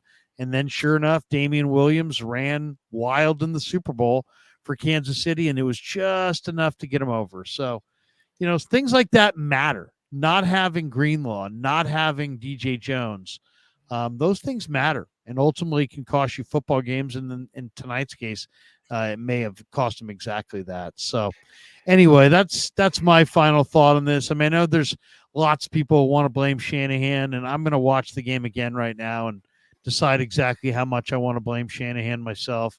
But I just think that when you look at this team, I always go to the depth chart. Go look at the depth chart, and that will tell you the whole story. And to me, like on the Niner depth chart, I mean, Debo, Danny Gray didn't come of age. Debo was too beat up in the biggest games of the year to help them in the playoffs. The offensive line is good on the left side. It's pretty average on the right side. They're only really one deep at tight end when it comes to any kind of regular receiver that they can lean on. So Kittle is a guy who's got to play hurt. Purdy was really good. McCaffrey was really good. I think they've got depth at running back that they kind of underutilized. I think they have depth at linebacker that they kind of underutilized, and other guys wind up getting hurt. D-line wise, last year T.Y. McGill helped. This year, not as much. Sebastian Joseph Day, not the answer. Beal is athletic and fast, but there was, seems like he's a ways away. Givens, Kinlaw, Gregory, Chase Young, all free agents. So to me, that D line is a real question mark. And then they've got really a half dozen young DBs between Womack, Jair Brown, Ambry Thomas, Darrell Luter, Diamador Lenore, Talanoa Hufanga. And they got 6 young DBs that they really, I think, all have talent, and they really need to develop those 6 young DBs somehow, some way. So anyway, it was a great year. They got into the biggest game of the year, which is what I wanted.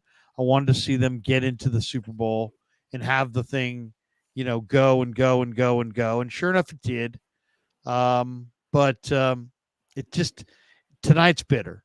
Tonight is a bitter defeat for sure. Danny, tell us when you're going to be on NorCal Sports Network again and how people can go and find you. Yeah, we'll be on tomorrow night, 8:30, NorCal Sports Network. Check us out. We're the one with the flag, the California flag with the logo. There's another NorCal Sports something else, but we're NorCal Sports Network with the California flag as the logo. Check us out. We're covering Giants, doing the Niners, we're doing Warriors, but we cover a lot on the San Francisco Giants since nobody else is willing to take on the drudgery. It's not an easy topic to talk about the Giants, but we're trying. I got this final thought on this, Larry. I mean, it's too early to decide what needs to be done in the offseason with the Niners. But my concern is, keeping the team together as you have to pay an Ayuk and pay other guys. I love Debo. He's a difference maker when he's healthy. I just wonder if his style of play is more of you got to kind of do maintenance with him, give him a couple games off a year, more or less, like 3 or 4 buys, because he plays so physical that he's beat up by the end of the year. And the Niners are a perennial playoff team right now. And you want to have him at his peak, and he just gets injured a lot because of his physicality. I'm wondering if you think it would be wiser. I mean, it's a pretty deep draft coming up with wide receivers. I mean, you got Marvin Harrison is going to be one of the top picks in the draft, but you got Neighbors from LSU, you got Adunye's from Washington, Coleman out there at Florida State, Franklin from Oregon, Mitchell, Texas. There's a lot of receivers that you could probably pick up in this. There might be somebody there in the second round if you go tackle, pick up a receiver, maybe you do what the Chiefs did. They traded Tyreek Hill, and they did it with knowing that they couldn't afford him. I mean, you can only afford so many stars, right? With an NFL cap. I'm just thinking, maybe if you can get a really good draft pick, if you could get a 1 and a 3, or I'd even take a 1 and a 5 for Debo. If you could get that, draft a young wide receiver that is, a real wide receiver that is, along the lines, that's a great guy that can get up and grab the balls. Adunye's, that guy's with Washington was just open all the time. The games I saw with Washington, I'd like to see if that would be a better way to go in the long run, because I don't know how long you can keep this team together, because you're going to have to pay Purdy after next year, right? Let's see. Next year's is year 3. So, yeah, he's got 4 years, got a 4-year contract. So you got him on the cheap for basically 2 more years. You got Ayuk for 1 more year. You know, I want to see him go for it. You know, I would love to see him go after Chris Jones. I'd get creative and try and do that move. That would be my first priority in the offseason. I would move off of Armstead, even though I love Eric Armstead. He's getting up in age and he's not available a lot because of that plantar fasciitis, and that's not going to go away. I don't know. What do you think? Well, I mean, it's interesting. I mean, I would consider all of it. You got to find some guys who are game wreckers on your defensive line. There's no question. They need some guys, and there's some good players in this draft. You need an offensive tackle badly, and you have Ayuk, and you've got some other receivers there. Debo's unique because he's such a, he's a great player, and when he's healthy, he's really a difference maker. But he's a run through you kind of a guy, and you kind of wonder about the long-term health of anybody whose job it is to kind of run through you.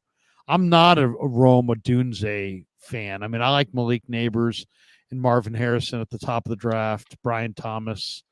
After that, I mean, I like Xavier Legette and Devontae Walker, Malachi Corley. There's some interesting players in the draft.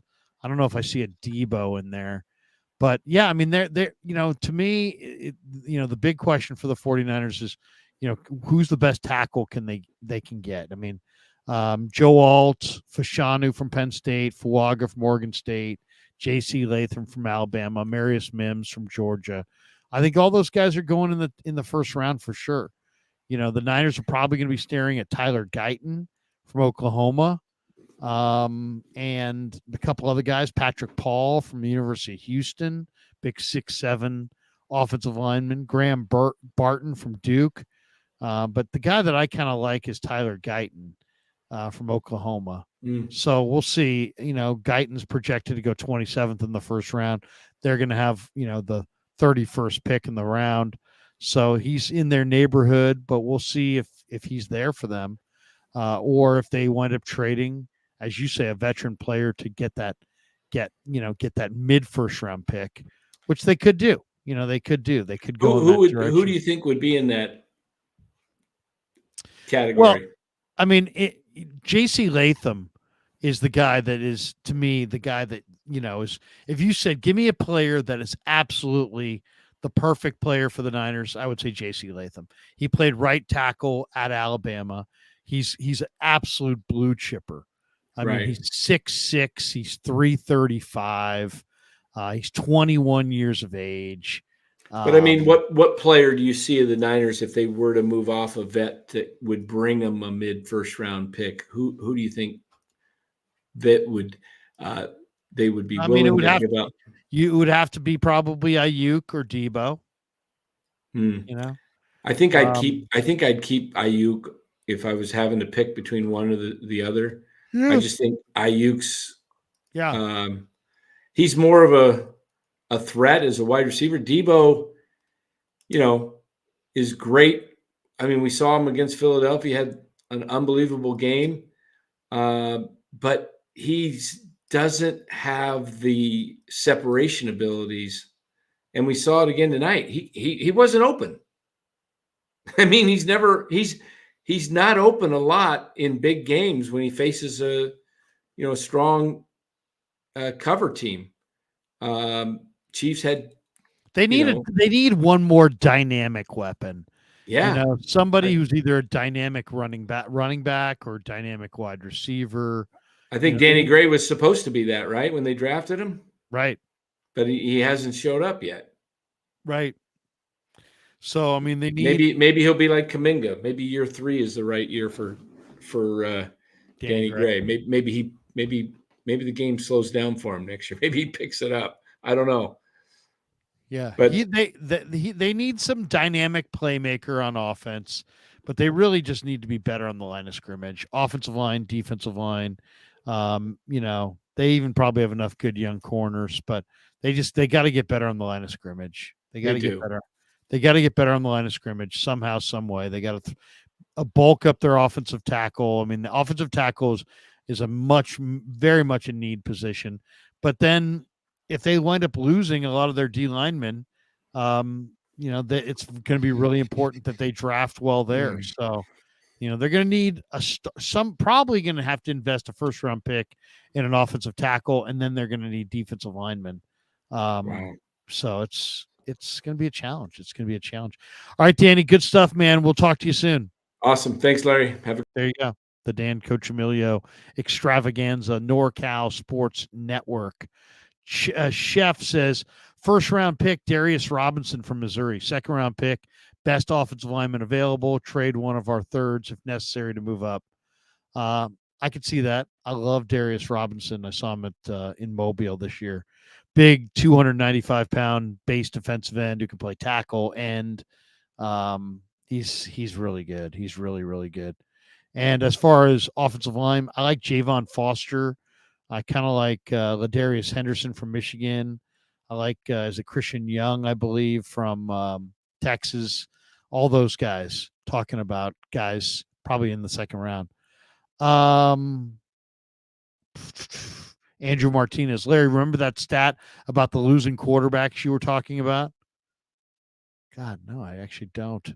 I've looked at so many things. I've gone through such an emotional whirlwind today of watching the Super Bowl, hoping for the title, not getting it, that I've forgotten any and all stats that I used in the pregame. So sorry if I'm disappointing you. There you go. We got this one. Draft Jerry Rice's kid, Brendan Rice. He's 6'3", 210, and runs 4.38. He does not run 4.38. He probably runs 4.58. But I'd still take him. I just wouldn't take him. If he runs 4.38, then you take him in the first round at that size. I don't think he's going to run 4.38. I think he's going to run closer to 4.5. But who cares? He's a proven player. He's a good player. He's definitely one of the wide receivers I would be interested in this draft. Love Brendan Rice. I love the way he plays. He acts like every ball is intended for him. Really like him. Really like him. I'm thinking late third round for Brendan Rice. All right, I'm going to do a ton on the draft, as you guys know, this spring. So we'll get into all that stuff in great detail. A little too early for that, but I know everybody wants to fast forward to the draft anytime they lose the Super Bowl. But hey, thanks to everybody. Thanks to Pig and a Pickle for being the title sponsor of the Krug Show. Thanks to our brand new sponsors during Super Bowl week, Sharp Corner Sports Cards and Collectibles. They're at 205 Cypress Avenue in Pacific Grove, right there in the Monterey Peninsula. Give Anthony Catania a call. He's a buddy, 831-521-5264. And also check out valleyhillroofing.net. They are a Go Green roofer and one that I absolutely trust.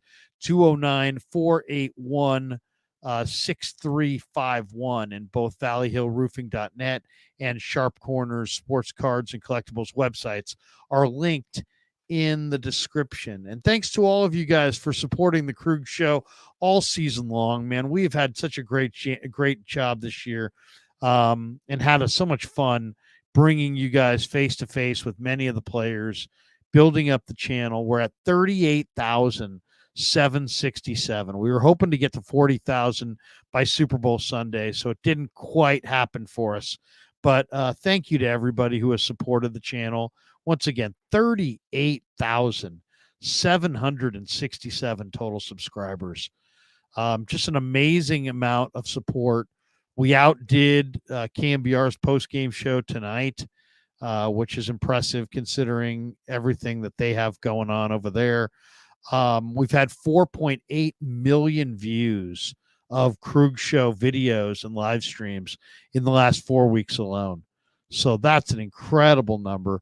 We've had 415,000 watch time hours in the last 4 weeks alone. We've added over 5,000 subscribers in the last 4 weeks alone.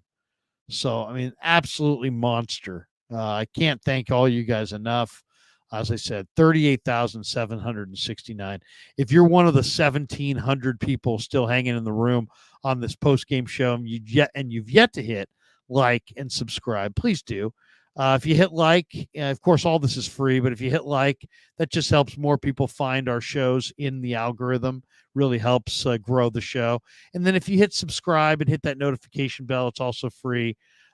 Just every time we go live, you'll get a little alert saying that we're going live, or every time we put out a video, you'll get a little alert saying that, hey, we've put out a video. And it would be awesome if you could support the channel. We really would appreciate it greatly. And thanks to everybody who has supported the channel this year and last year. You know, I never thought 2 years ago when I started this channel that, and we started this channel like March 1st of 2022. We're coming up on March 1st of 2024. In what, two and a half weeks? And we're sitting here at 38,772 subs. 38,772. So it's been an amazing outpouring of support. I just can't even tell you how appreciative I am for all of you guys and how much fun I've had this year working with Kev, you know, working with all of you guys, working with the people that I stream with. You know, really has been a lot of fun. And I just wanted to say thank you to everybody for making this, you know, an awful lot of fun. Mitchell and Ness says, I've been watching Larry since he had 2,000 subs. There you go. We're at 38,772. 38,000. I mean, to me, it's an amazing number of people. Like more people are subscribed to my YouTube channel than will show up at a Giants game probably all year. And that to me is amazing. But anyway, thanks to everybody. We'll put out more content as the off season progresses. Tune in tomorrow morning at 8 a.m. for Damon and I with our wake up look back at the Super Bowl. These are tough shows to get through. It's kind of a bummer. Obviously, we didn't want this result. We wanted the alternative, which was a win. But thanks to all you guys for supporting the channel all year long. I appreciate every single one of you guys, and have a great night. Go Niners. And sorry the Niners didn't get the championship. Hopefully next year is a better year. We'll have a lot of fun covering it. And until then, peace. We are out. Yeah, never met a man I've been scared of. Careful, you gon'